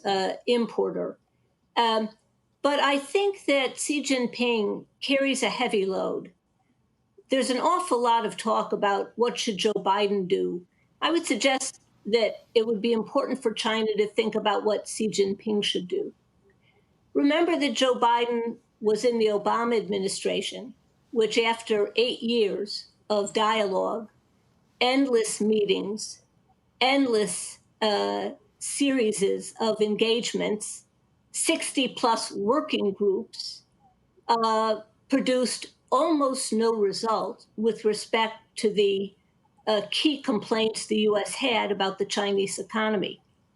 It was not surprising that there was an explosion when Donald Trump came into office. The way he's handled the relationship, I think, is poor. But the fact that the underlying tensions were extremely high would have been the case whoever came into the White House at that point, largely because conditions on the ground in China were worse for multinationals over time, not better. So I think that it would be very important for Xi Jinping to also show good faith here. I do think Joe Biden, because he's not a flamethrower and he doesn't use a meat axe on policy, will be a more productive partner for Xi Jinping.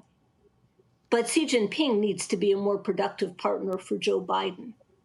And so the question that I would pose is, what can China do to reduce tension? And what can China do on the economic side that demonstrates significant good faith with respect to the complaints that the US and many other economies have? Kai-Fu, what advice would you give to a Biden administration? There's a lot of talk about this concept of small garden, high wall, that both countries decide on those critical technologies that are absolutely vital for national security. They defend those to the death and collaborate in other areas. Is that a workable sort of idea, workable sort of solution? Yes, I'm optimistic about that. Let me first explain my earlier comment about self-sufficiency was not that China was seeking to achieve that, but that any kind of semiconductor ban would force China to adopt that approach, which I don't think is productive for anyone. So on the constructive side, I'm quite optimistic about a few things. First is just that I think we need a few small wins to get things started. And I think in areas like fighting the pandemic, climate change, solutions for agriculture, elderly care, governance of AI and CRISPR are some of the easy areas to engage in and achieve some wins. I believe there's a great complementarity of China's strengths and US strengths. China has the world's best manufacturing, the largest market with the most data, and the fastest entrepreneurs. US has the world's best research, best education, best enterprise software. So there are many places the two countries could or should work together. Thinking about drug discovery, imagine if we had China's market and data and US's medical knowledge, what great accomplishments could be accomplished. So I'm quite optimistic that finding these small wins will get things started. But I think also looking at the longer term horizon, I think realizing that China is a worthy partner and competitor is an important step. And thinking about what is the biggest core strength of US, it is clearly the American research system and the fact that US draws from talent across the world, right? US has a smaller population, much smaller than China. So if each country only drew from its population, US would not be the most innovative. And the success of the American industry owes in a great part to the immigrants who come to America, many on a student visa studying tech, and many return home, but also many stay. I was one of the beneficiaries of this open policy.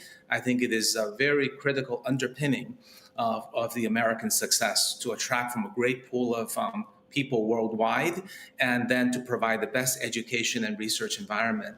I think focusing on that strength rather than trying to take more, zero-sum and approaches to policy would be more productive for the new administration.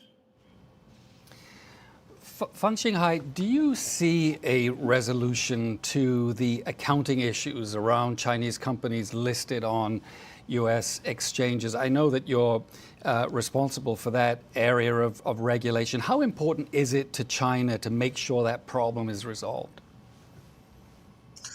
It is important to us because we want Chinese companies to be able to access international capital markets. And we have every sincerity to resolve this problem. I think during the Biden administration, we should be able to resolve that problem because it is not an intractable problem. It's not that difficult to resolve it. All it takes is a goodwill from both sides and a willingness on both sides to really resolve it.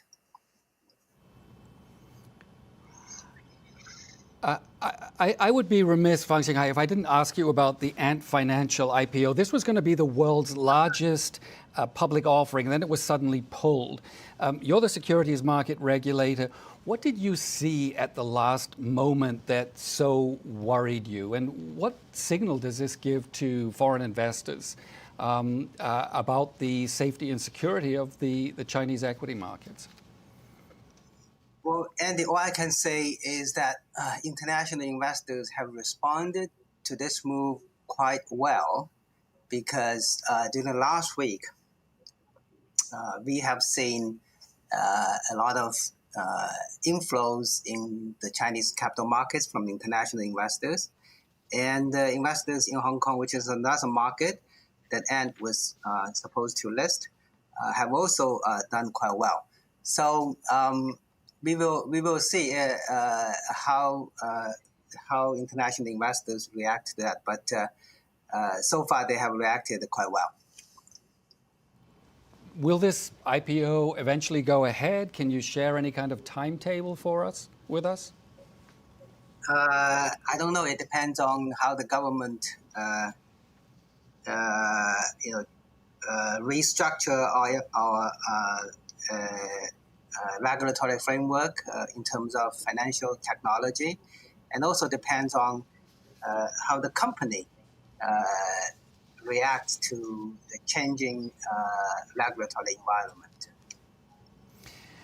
Gary, Ray Dalio thinks that global funds are massively underweighted China. He suggests a more realistic weighting would be 15%. I think now it's something like 3%. Does that sound about right to you? And is China, do you think, ready for that volume of capital inflows? Would you be concerned about financial stability in China? Look, I think the world is underweight China because there's been very few ways to play China where international investors have the ability to play in a way that they feel safe, where they're not worried about getting their currency tied up, where they're not worried about the regulatory environment, where they're not worried about the accounting issues. To the extent that China or other markets like China become more transparent, more clear, and people aren't fearful of government intervention in the markets and they're not fearful of accounting issues, there will naturally be more flows in these markets. China is one that clearly is underweight vis-a-vis the size of the companies and the size of the population in the market. We're running out of time. One final question, which comes from somebody in our audience. What do each of the panelists expect the U.S.-China relationship to look like in 4 years' time, heading into the 2024 U.S. elections? Charlene, would you like to have a go at that?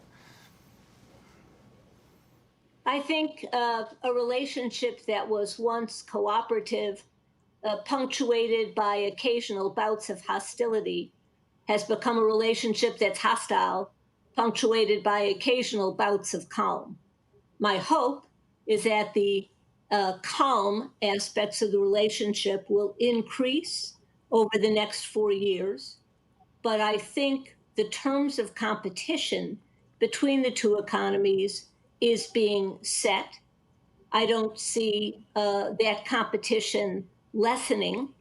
My hope and belief is that the hostile rhetoric and the unnecessary invective will have been removed from the relationship so that its more positive aspects can come through. Gary, what do you think the relationship? I think I agree very much with Charlene. I think if we look at the actual relationship without the noise on top of it, 4 years from now, our relationship will be very similar. I think if you look at trade deficit and you look at fund-to-flow funds and you look at foreign direct investment and markets being open and things like that, I don't think a whole lot will change. The Chinese don't move that quickly. What I'm optimistic on, and I'll try and be optimistic, is that the rhetoric and the tone of the rhetoric and the noise can be toned down. And that would be, to me, a big win. Kai-Fu? I hope we find some small wins that begins to build some level of trust, and that there will be a rule-based approach for the technological competition and cooperation that can happen at the same time. The last word to Fang Xinghai. Thank you. Certainly, China has every intention to improve the relation, to forge, a mutually beneficial relation with the United States. Now, China is steady, right? Sometimes our pace of reform is a little bit slow, but it's steady. So looking back over a 4-year period of time, I'm sure that you will see a huge progress in terms of reform and opening up in China. And so I sincerely hope that at the end of the 4-year of the Biden administration, U.S.-China relation will be at a much, much better state than it is today. On that uplifting note, I'm afraid we're going to have to leave it there. We're out of time. Thank you very much.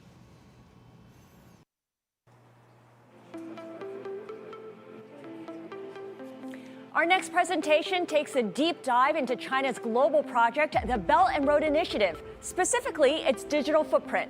Our speaker is Meia Nouwens, research fellow at IISS. In 2020, the COVID-19 pandemic has intensified global digitalization trends and exposed the disparities of access to the digital domain in regions and countries. Chinese tech national champions are filling gaps in digital connectivity around the world. But their investment in these technologies isn't new. Despite the hype about the Digital Silk Road, a subset of the Belt and Road Initiative, Chinese tech companies have been expanding globally for 2 decades. This has largely been driven by commercial interests. Expanding globally has become a matter of survival for some Chinese tech companies, as China's domestic market saturated. Since the early 2000s, Chinese state-owned and private companies have invested in over 1,400 projects globally across 152 countries, including Antarctica. They started in the East and gradually expanded outwards. Companies like Huawei and ZTE focused initially on building network connectivity infrastructure. For example, 70% of non-fifth generation telecommunications projects occurred before 2016. Since then, Chinese companies have invested in newer types of infrastructure, with Chinese companies taking the opportunity to upgrade or expand on earlier projects. These could include, for example, 182 data centers worldwide and 166 5G projects. Beyond physical infrastructure, Chinese companies have also become world leaders in over-the-top services, giving Western tech giants a run for their money in markets new and old.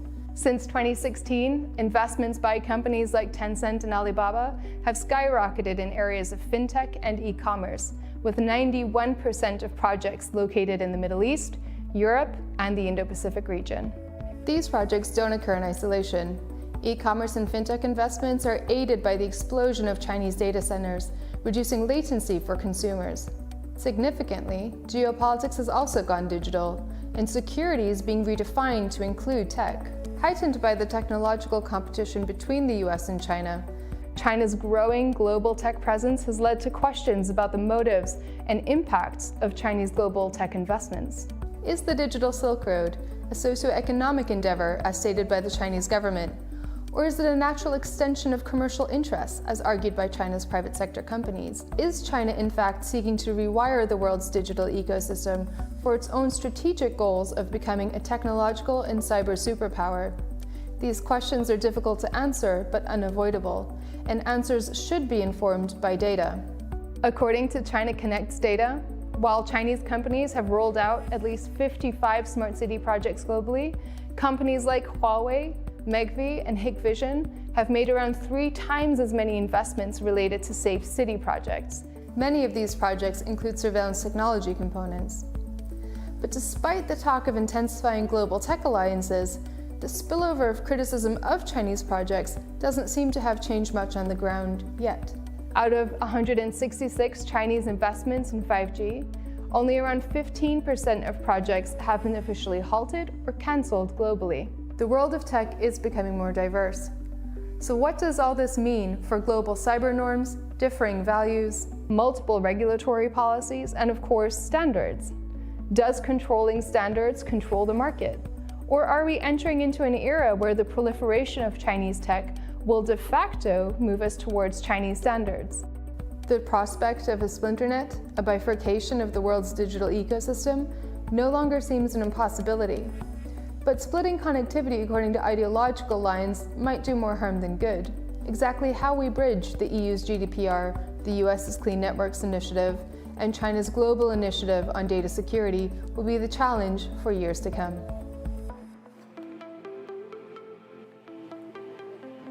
Our next Firestarter conversation features Taoiseach Micheál Martin, the Prime Minister of Ireland, and Stephanie Flanders, head of Bloomberg Economics.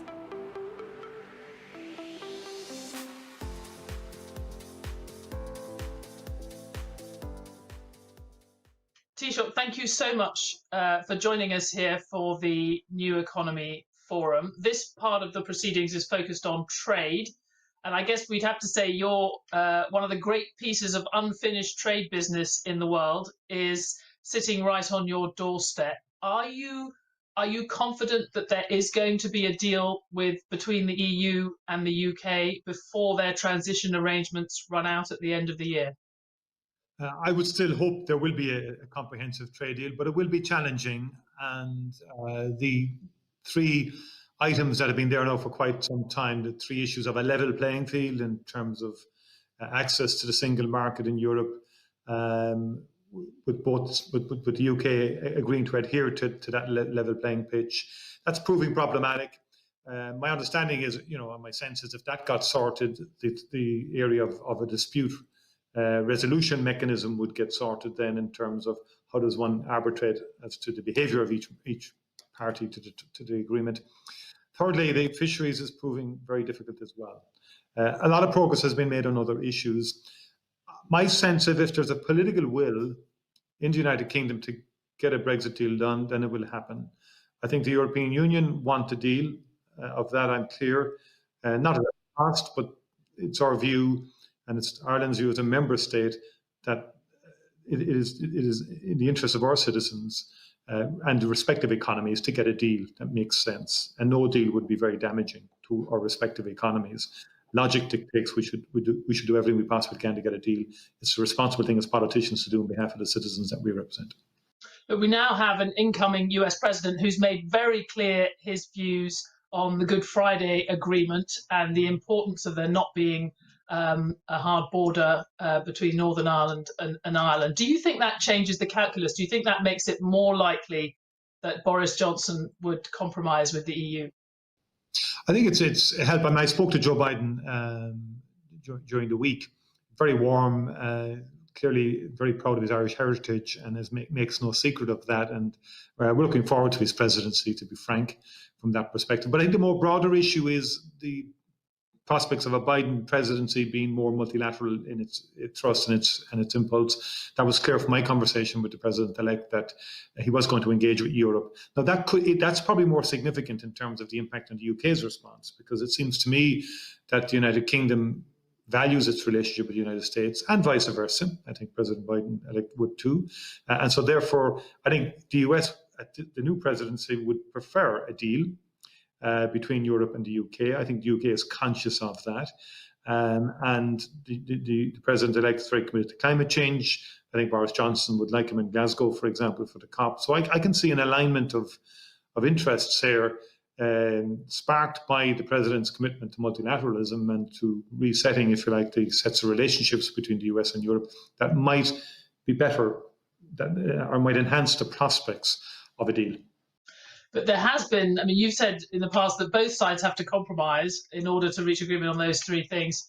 but there has been some question about whether the European Union feels like it now has to compromise, given this change of emphasis from the US. If Boris Johnson now feels more pressure from the US, and maybe that trade deal with the US being in doubt without a deal, does Europe need to compromise at all? Well, look, I think I wouldn't overstate that. I think Europe wants a deal. And I think also it's in our interest that there would be a comprehensive trading deal between the UK and the European Union. I think the UK is getting a big prize in terms of having access to the European single market. And I think it's legitimate for Europe to say, look, there has to be basic rules of the game, so to speak, in terms of access to the market that apply to everybody who has access to the market. But I think European negotiators, and Michel Barnier is a very practical guy. He is committed to a deal because in his last presentation to the European Council, he identified peace in Ireland as important. He also identified the importance of a deal in the geopolitical context, how the world is emerging, and he feels it's important that Europe and Britain would reach accommodation. The UK is an important and very strong partner and neighbour of Europe, with the European Union. It makes sense all round, economic sense. It also makes security sense. It makes we have common values in terms of democracy, freedom of speech, in a world that's becoming more authoritarian. So, yes, the sense is politically in London, will the calculation be made? Will the decision be made in London to sort of go for it and say, let's get a deal done? And I think some of us think that's an issue that yet has to be determined. And are you at all encouraged by some of the personnel changes we've seen at number 10? Without going, it shouldn't be about personalities, it should be about policies, but we know there are some personalities that have been very important to Boris Johnson's government and were very relaxed about a new deal. If they have gone or are about to go, do you think that is encouraging from your perspective? I think I'm not clear on that. I mean, I think there's been a lot of negotiations, a lot of engagement. I think trust has built up between both parties, actually, who are negotiating, both negotiating teams. I think that's more important than the personalities behind the scenes in Downing Street. My sense is that there has been an intensification of the talks over the last 3 weeks. So both sides know each other a bit better and know the issues, know where the landing zones are around an agreement. My sense, having met Boris Johnson, having talked to him, that my sense is deep down, his gut instinct is that he would see the sense of a deal, and it would, politically, it would make sense that UK would arrive at a deal with the European Union, because the dislocation and the disruption in the context of a no deal would be very, very severe and would be, I suspect, politically damaging all around. Do you think the British have made enough preparation for that kind of disruption on the border itself? In terms of, I don't think, in terms of the UK itself, it's questionable whether enough preparation has been made. We're preparing very significantly here in Ireland, and we would be the first to admit that there will be challenges even in a normal Brexit. In other words, that it's not a no deal, but even with a trade deal, there will be enormously increased bureaucracy, for example, declarations. And we're at pains to say to businesses and companies, look, you better get ready here. And I sense that people will get a shock one way or the other around the 1st of January. No, I think it would be much, much worse, obviously, with tariffs and quotas and all of that. And a no-deal situation would be, I think, horrendous and would create significant uncertainty and economic shock that we could do without, because we've had a big economic shock because of COVID-19. The last thing we need is a second one from a no-deal Brexit. So I don't think the UK economy is prepared, or the various sectors are. I think in the Irish economy, we've done everything we possibly can to prepare people, but nonetheless, we still anticipate a disruption at the beginning of January. And on the north, we should broaden it out a bit. I mean, you say itself, it's going to be a shock when we, even if you had a deal, it's a big change from what we had before, and the deal itself is likely to be quite thin compared to what might have been expected. If we're thinking about global cooperation and inspiring more negotiation on trade globally, I mean, are there any positive lessons from this negotiation for the rest of the world, or are they all negative? I think the important lesson is don't engage in any sort of knee-jerk reactions to anything and don't start announcing things or doing things without adequate preparation in advance. I mean, these are very, very weighty issues. They're complex. They have a lot of unintended consequences, and they affect people's lives and livelihoods fairly significantly, as we know. What I would hope with the election of President Biden as well is that we would move to a more open trading perspective again. There was a sense in the context of COVID-19, one gets a sense of a growing protectionism that was happening even prior to COVID. As a small open economy, Ireland is very much on the side of open free trade, and I think we're all perplexed at times as to why the UK would decide to leave one of the largest trading blocs in the world, which has brought about significant economic advancement for all of our economies in Europe. A single market that Margaret Thatcher would have advocated for in her time. So I think there are lessons to be learned in terms of the basic principles that really power an economy. And I think we need to be very conscious of that and reverse any move towards protectionism and move towards an open trading environment. You said you're expecting a very different approach from President Biden. There had been tit-for-tat tariffs between the US and the EU. Under President Trump, we had the EU tariffs coming in only very recently. As far as you're concerned, are you expecting the first move to come from the US in terms of trying to ease tensions?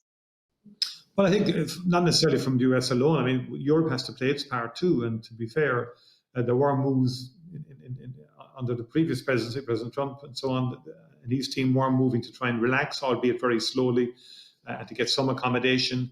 But that said, I think both Europe and the US under President-elect Biden will be anxious to engage and to try and dial down the temperature and to reach some accommodation on trade issues. As opposed to a major trade agreement, I think we've been there before. Such a very large, comprehensive agreement is difficult to attain. So I think what you might see is a bit more bite-sized approach to aspects of the trading relationship and to see can we, sector by sector or in particular areas, get a greater engagement and a more constructive engagement. You talked about the COVID recession. Obviously, we've had a second wave of COVID coming across Europe in the last couple of months. Our own high-frequency indicators of the economy show that is causing a double dip in many economies in terms of activity. How hopeful are you that we can have a faster recovery this time around and maybe even still see that V-shaped recovery that people have talked about? I think the success or otherwise of vaccines is going to be a very important story for 2021. And from the Irish perspective, we moved early on the second wave, so we're, I think, the second lowest incidence in Europe now. We're doing very well in terms of a downward trajectory of cases, downward numbers in hospital and ICU. So somewhere at the end of this month, we'll move out of what we call level 5, which is the highest level of restrictions.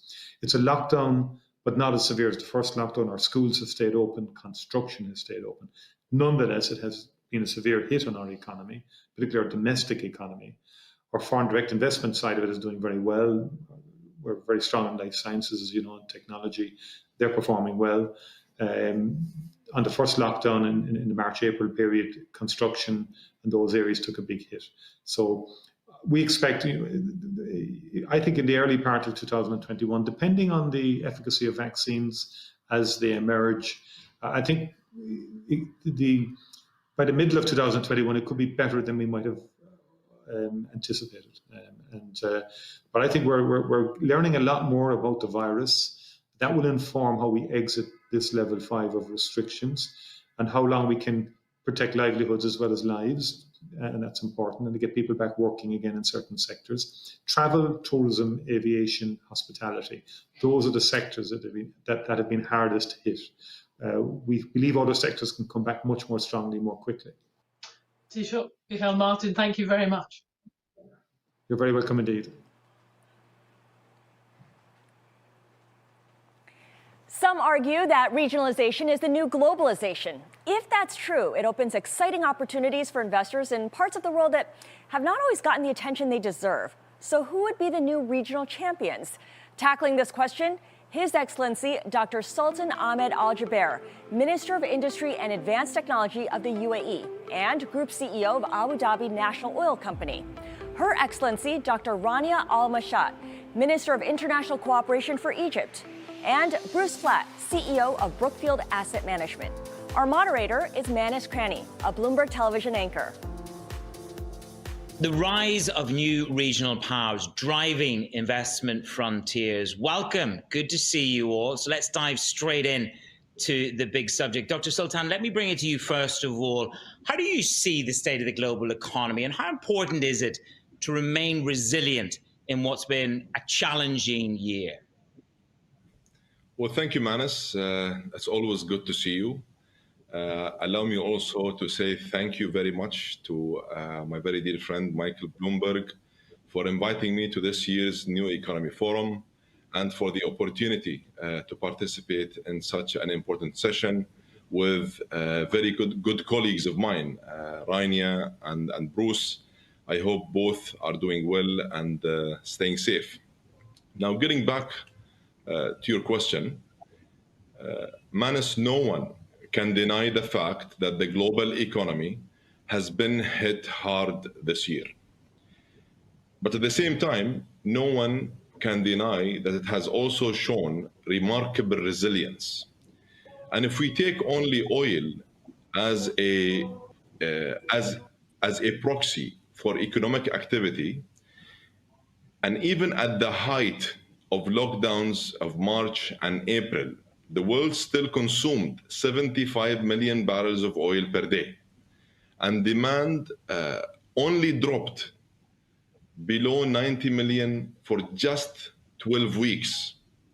And if you look at the different regions, if we look at Europe as a region, for example, their growth is slowing down due to new COVID restrictions. Having said that, the US recovery is in an extraordinary manner is very robust, and despite the pandemic. And if we look at Asia, the Asian market is recovering very well. So yes, we need to remain cautious, but there is very good reason for us to be very optimistic. And I truly believe that we will get through this much stronger and also in a much healthier manner.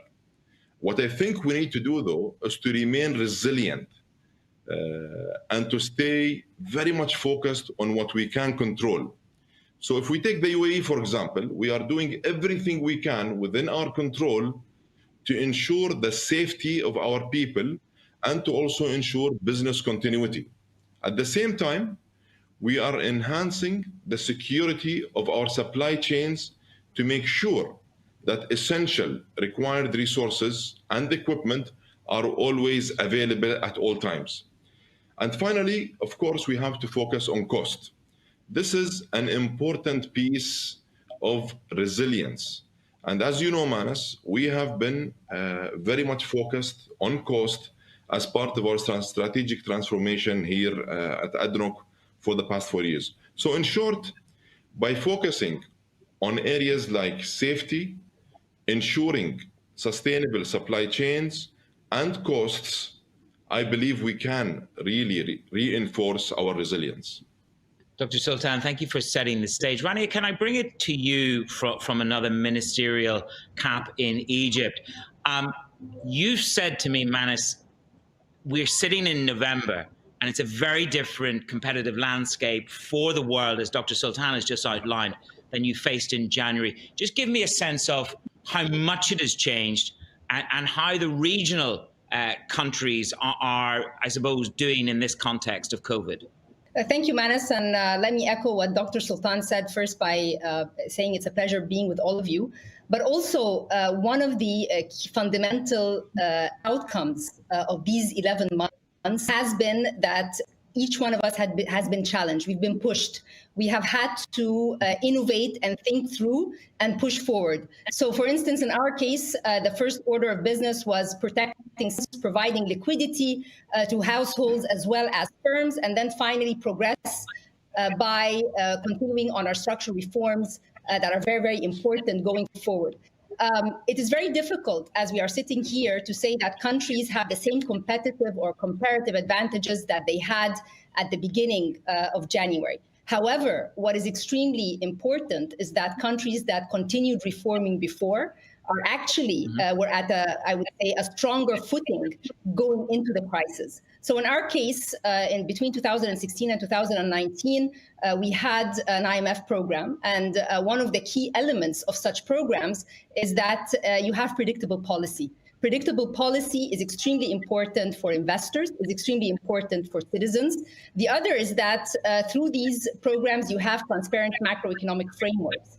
And you are very clear about the agenda that you have set forward. When we were hit by COVID, we came in with important buffers on the fiscal side and important buffers on foreign exchange side.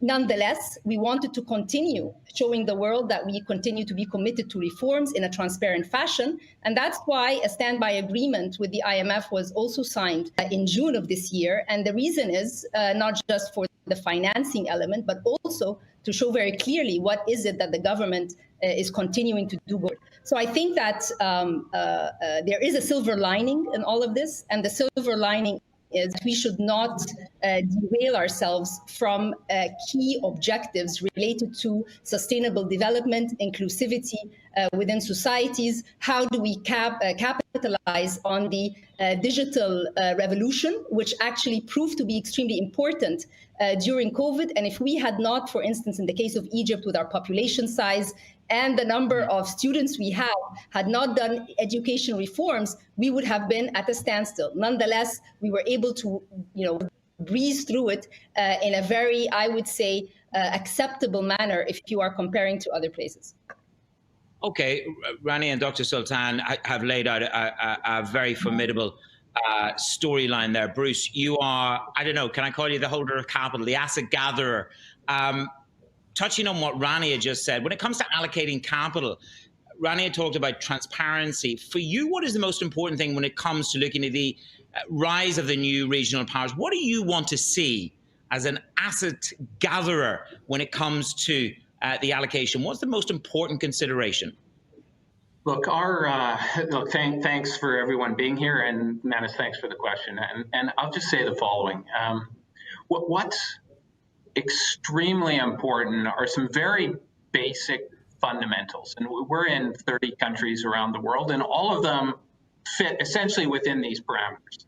What we're looking for, as Rania said, is transparency of regulations and the rules which are going to operate within a country. A developing or developed capital market is extremely helpful, although not the most important, because sometimes we can bring enormous amounts of equity and we can finance from other places. But the number one thing, and often people say rule of law is important, and rule of law is important, and the adjudication of contracts is important if one gets into fundamental issues with contracts in a country, and that is important. But more basic than that is simply, and it's something that we call respect of capital. And it essentially is does a country, its leaders, its business people, and everyone in the country, do they respect capital that's in the country? And I put it down to the most basic or simple analysis. When things get tough, do people decide to take the easy route or the tough route? And the tough route is continue to pay your bills, work through the issues, and deal with foreigners like they were your own money. And many countries over time have proven to be that, and some have not. And when we look at countries, that's probably the most paramount thing we look at is respect of capital. And we don't invest where respective capital does not exist. But that essentially is those are the parameters we look for. And I know that you and Dr. Sultan have had substantial business dealings in terms of allocating capital. Dr. Sultan, I won't ask you whether who's the more difficult person to do the deal with, but if we listen to what Bruce is very tough. He's very tough, man. He's very, very tough. Rania, make sure you pay attention. Now, get some tips on this. Dr. Sultan, when you listen to Bruce and he's talking about that respect of capital, How important is that as a competitive advantage that you have as a Minister of State and a CEO at ADNOC when it comes to attracting partners? That actually sits very high on our agenda, and basically, what we leverage in the UAE is simply our natural assets, like, for example, the abundant feedstock of oil and gas, the world-class infrastructure, the very sophisticated logistics, the strategic geographic location in the UAE, the well-established regulatory framework, the financial security of our economy. All of this acts as a true, unique and attractive value proposition that helps attract world-class, strategic, long-term investors to the UAE. Of course, we are looking for ways, and we're exploring many ways to further incentivize more FDI by building on the highly well-established regulatory framework that the UAE provides to foreign investors. But there is one very important point here that we continue to capitalize on in the UAE, and that is our credibility and our very strong, robust, historic track record as a trusted and a genuine partner. We have a long history of establishing many long-term strategic partnerships, and they have always been very successful and proven to be, helped prove, make the UAE be a destination for very special type of investments. Let me give you just an example. As you know, at ADNOC, we have been working very hard to expand our downstream operations to help create a petrochemicals and a derivatives hub here in the UAE, and in particular in Abu Dhabi and Ruwais. And we're also developing a manufacturing ecosystem that will provide excellent partnership opportunities for many international investors around the world. And as we continue to diversify our economy, there are many new opportunities through many various sectors that we want to build on. And we think that international investors will always be very interested in exploring these new opportunities here in the UAE, like biotech, healthcare, agriculture, food security, tourism, financial businesses that we are establishing here in the UAE.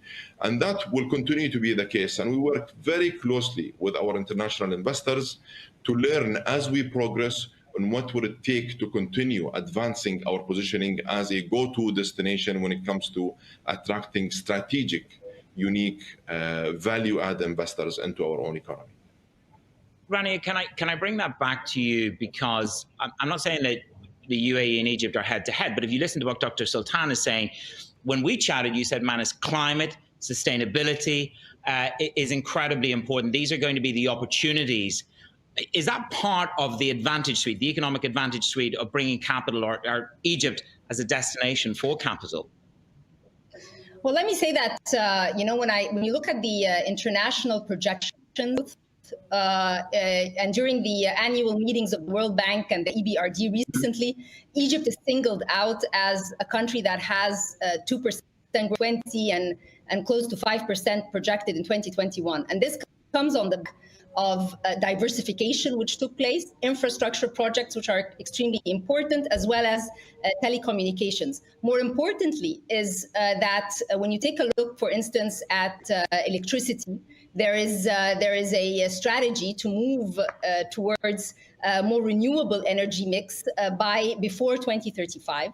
And we've seen that come into effect through very important private-public partnerships, such as the Bin Ban project in Aswan. You see that there are now transmission grids between Egypt and the Euro and Africa sort of situation. So these are opportunities. When you take another sector, such as petroleum, Egypt went from a shortage to now being able to export. And we also have Euromed gas forum, which is extremely important, and we export LNG. When you take a look at transportation for connectivity, you find that there is a wealth of new projects that are taking place to ensure that there are kilometers of roads which are able to connect between the new cities, being able to also ease what private sector engagement would require.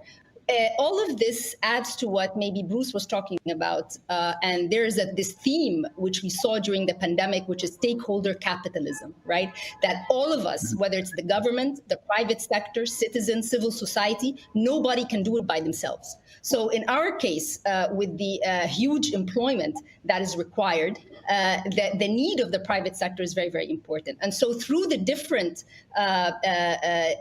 sectors within the economy, you're trying to show that the private sector is needed, is there. You listen to what is required. For instance, when it comes to environment today, in all the projects that are going to take place, investment projects, there has to be a criteria related to the environment. When we take a look at entrepreneurship and digitalization and so forth, you find that given population size, how do you capitalize on tech-savvy population through different investments in the entrepreneurial ecosystem? So there are several opportunities that together with the different stakeholders you're trying to push forward, and all of that capitalizes on the fourth industrial revolution, on the also environmental stewardship that everyone is talking about, and no government can actually put a blind eye to this. If you want to stay in the game, you have to bring this to the table and actually show it in your offering, whether it is to the local private sector or to the foreigners. Growth is something that many investors are certainly searching for, and yield. Bruce, let me bring it back to you. Dr. Sultan and Rania have laid out what the opportunities are in Egypt and the UAE. Where are the biggest opportunities for you geographically, if we say in this new frontier, in the regional powers? You know, you said in the United States, but you have offices all over the world. So where are the biggest geographic opportunities for you and industry opportunities?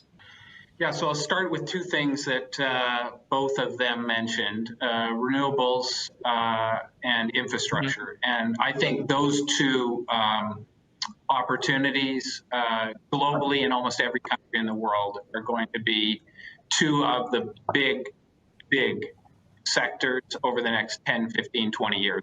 And that's for two reasons. And with the head of one of the largest oil companies in the world here, I'll be very specific. Oil is used in transportation. Renewables is electricity, which does not use oil. But what is going to be converting globally is coal plants and some natural gas plants in the developed economy, as opposed to the developing economy. And so the opportunities for renewables is enormous. It's many, many, many trillions of dollars to be invested. And the second reason why is global solar and wind costs have now come below what the alternatives are in many, many places of the world. So the renewable build out is going to be very significant. And second, infrastructure is among the largest businesses in the world. Traditionally, it's been owned by government, but the exponential increase in government debt over the last 12 months, over the last 12 years, but in particular over the last 12 months because of the pandemic, is only going to be able to be taken off or financed off the balance sheet of government in two ways. That's tax or sell assets. And when you sell asset, it means getting rid of infrastructure off your balance sheet. And normally that's good for a country because private enterprise can often run them more effectively in the fullness of time. So we think those two areas will be very, very significant in all countries in the world, but in specific the region. Out of the Middle East, there's no doubt it's becoming much more influential in India, and becoming a port into the Africa and India. And I think the advantages that are being built up by building world-class cities in the Middle East is going to continue to be very important in those regions, because there are billions of people that they can service from those markets. Rania is nodding. I think you could be getting a call very shortly from Rania in terms of some other new projects. Dr. Sultan, you've had a busy year for me. I go up and down the road to Abu Dhabi. You do more deals than maybe I get special dinners. Look, you've done some cracking deals with Bruce. We know your track record. how did you manage, or what's the critical part of attracting that investment? When you sit down with people like Bruce, and I can't mention the other names, well, everybody knows who the other names are. I mean, you sit down with other private equity and with other big energy companies. So how did you manage to pull these off? I mean, for you, what was the highlight of the year in terms of, because you've done quite a few infrastructure deals, haven't you? Absolutely. And look, when you have partners like Bruce, I don't think we should be puzzled of how we're able to pull off such complex deals in such a tough environment. But really, I really think this comes down to the fact that the UAE has been able to establish itself as a safe, reliable, and a stable business environment, coupled with a very robust, strong regulatory framework. Credibility plays an important role here. The long history of enabling investments by international investors in our own local economy also played an important role. And as you note, Manas, yes, it is true, we have been able to manage to complete such complex deals in one of the most difficult years in recent memory. And yes, we signed one of the largest energy infrastructure deals of the year with top-tier global investors, including, as we said earlier, Bruce's firm, Brookfield Asset Management. We followed that up with a significant deal to turn our real estate assets into long-term income-generating assets. This tells you capital is available. But this kind of capital, they're looking for this kind of quality transactions.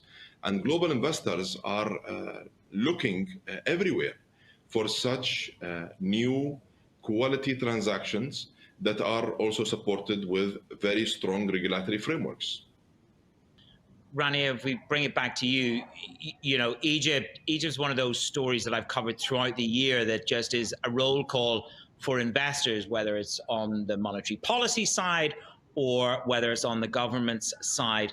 What have you done this year, you think, that sort of sets you apart? Was it the IMF agreement? What is it you think that has pivoted international investors' perspective of Egypt? I think it's continuous reforms and no complacency. I mean, throughout the year, if we're talking about continuing on the different projects, there was no interruption. Mm-hmm. I'm Minister of International Cooperation, so I deal with all our multilateral and bilateral development partners. We have a portfolio of $25 billion, and just in 2020, that went up by around $7.5 billion. And that is across sectors, whether it's health, whether it's electricity, transportation, MSE, small and medium enterprises, and also the private sector. So this means that Egypt provides a very good story, a story where there has been accomplishment that whenever you enter into a project with a development partner, and that is whether it's the sovereign or the private sector, you are able to finish it on time and actually deliver. And this is very, very important. Dr. Sultan used a very important word, and that is credibility. And that's what we took very seriously this year. So I think countries that have been able and the resilience here means that you have been able to actually march ahead. You have not been derailed by the pandemic, and you continued with looking at the bigger picture, which is population growing, one that is very productive. You're trying to push for more connectivity between the important cities, the new cities, and actually create opportunities not just for the local private sector, but also for international firms. So, Bruce, I don't know whether you'll answer me this, but what's your yield differential? What's the benchmark for yield on Egypt and UAE for you to go in there on these infrastructure deals? Is there such a significant yield differential, Bruce, in the frontier markets versus those perhaps more established developed market deals that you do? Look here, I would just say the following. We've been in the UAE for 15 years. We've been treated extremely well. We started small. And over time, we got to meet many people, like my friend on the call, and we earned a respect for everybody in the country and what the country does and has done, and we've never had an issue with any contract. So, but it really just takes time and the understanding of places. And of course, if you, and I would say there is no there's no percentage you have to earn more in a certain country, because these are almost binary events with what we do. What we do is invest large sums of money for very long periods of time. We can't not get our money back at the end. And therefore we need to get comfortable with that situation up front. And that's so we think very long and hard before we go to a country. We do it slowly when we get in, and once we're there, we stay forever. And we do invest enormous amounts of money on behalf of our constituents into countries once we're comfortable with them.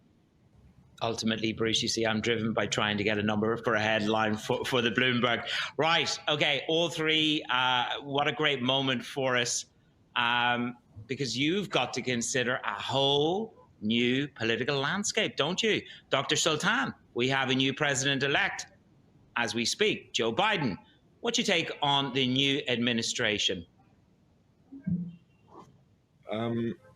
Let me first congratulate President-elect Joe Biden and Vice President Kamala Harris on winning the U.S. election. You know that the U.S. is one of the UAE's oldest and closest friends and strategic allies. Our interests with the U.S., interests and values are aligned in so many areas and in so many ways. We are aligned on creating peace, ensuring progress, and enabling prosperity across the Middle East.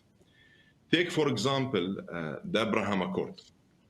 With the US support, we have created a bridge for the first time between Israel and the Gulf countries. We are aligned on creating stability and opportunities for sustainable economic growth. We are aligned on countering extremism and the forces that undermine stability throughout the region and the world. So together we are aligned on creating a brighter future, particularly for the young generations, for the young people of this region. And we look forward to building on that foundation with the new administration. We are also looking forward to working with the new administration on climate change. As you know, the UAE has laid a very special emphasis on mitigating climate change and addressing climate change through multilateral and bilateral relationships. And we do that by leveraging technologies. We are one major oil nation, yes, but we proactively pursued renewable energy, and we proactively advanced carbon capture, utilization, and storage. And we are today known as the home for the International Renewable Energy Agency, IRENA. And we were the first Gulf country to sign the Paris Accord, and the first in the region to have a very clear set renewable energy targets. In the UAE today, we have the two world's largest solar power plants, solar projects, and we'll continue to advance, scaling up these technologies and helping reduce its cost. On top of that, the UAE has become the first peaceful nuclear energy operator in the Arab world with the Baraka plant that will save up to 21 million tons of CO2 every year. And we know that this project was facilitated, and we were able to put it together and make it happen through and via US support. And we very much look forward to continuing to deepen and strengthening our relationship with our friends and allies in the US across multiple shared interests. Rania, can I take it to you? A new president, a new vice president. So what's your take? Well, of course, we're happy that there's a woman vice president, because that breaks the glass ceiling. But the relationship between the US and Egypt is a very long relationship. And the different administrations have been, coming, whether it's Republicans or Democrats, and that relationship continues regardless of which party is actually taking on. But in any event, we do look forward to a next period. We look forward to 2021 in general. I think that we are entering it with positive news. At least growth is continuing. I think that, again, we are looking at the different sustainable development goals, trying to achieve them, making sure that we are focused when we talk to our developers. Official development assistance continues. And so there's so much work to be done, but conducive work. And for those who are following Egypt, between 2011 and today, we've seen so much. So the word resilience is one that we have been to be in our DNA, if I can say it that way. Bruce, let me bring it to you. It's interesting, isn't it? On the front page of Biden's transition team, it's climate. On the first tweet from Boris Johnson to the president-elect, it's climate.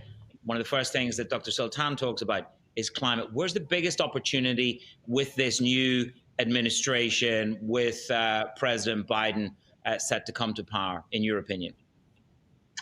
Look, we started an impact fund, which is going to be a global transition fund.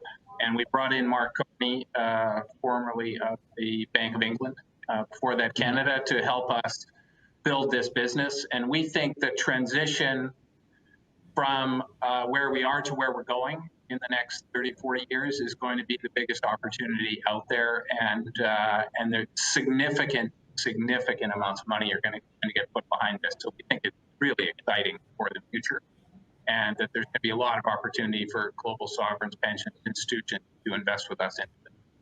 I'd like to thank all of you for your time. I wish you well into 2021. I look forward to speaking to you all individually as the year continues. Dr. Sultan, Rania, Al-Mashat, and Bruce Flatt, I thank you for your time and the very best. Thank you. Thank you all. Thank you for the opportunity. Thanks. Throughout the 4 days of the forum, we'll be featuring brief moments of culture, highlighting artists who remind us that music, dance, and the visual arts speak to our shared humanity. Art does so much to help restore hope and health in both individuals and societies. We're honored to welcome a performance by the world-renowned Chinese pianist Loong.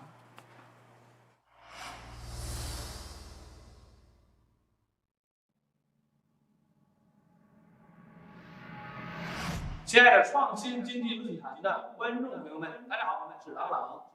今天呢，我要为大家演奏的曲子是巴赫《哥德堡变奏曲》第30变奏。希望大家在疫情之下健康平安。那这首曲子呢，也希望我们心能连在一起。谢谢。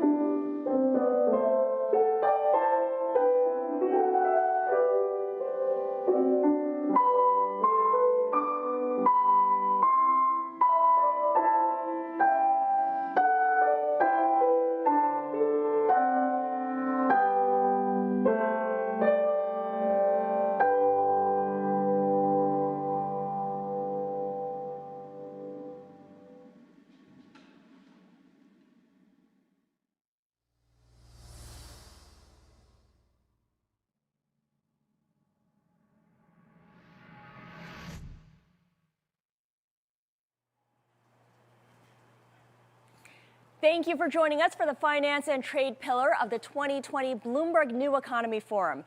Be sure to join us tomorrow morning at 8 a.m. Eastern Time. My colleague Carol Masser will lead us through our conversations on cities. We wish you well.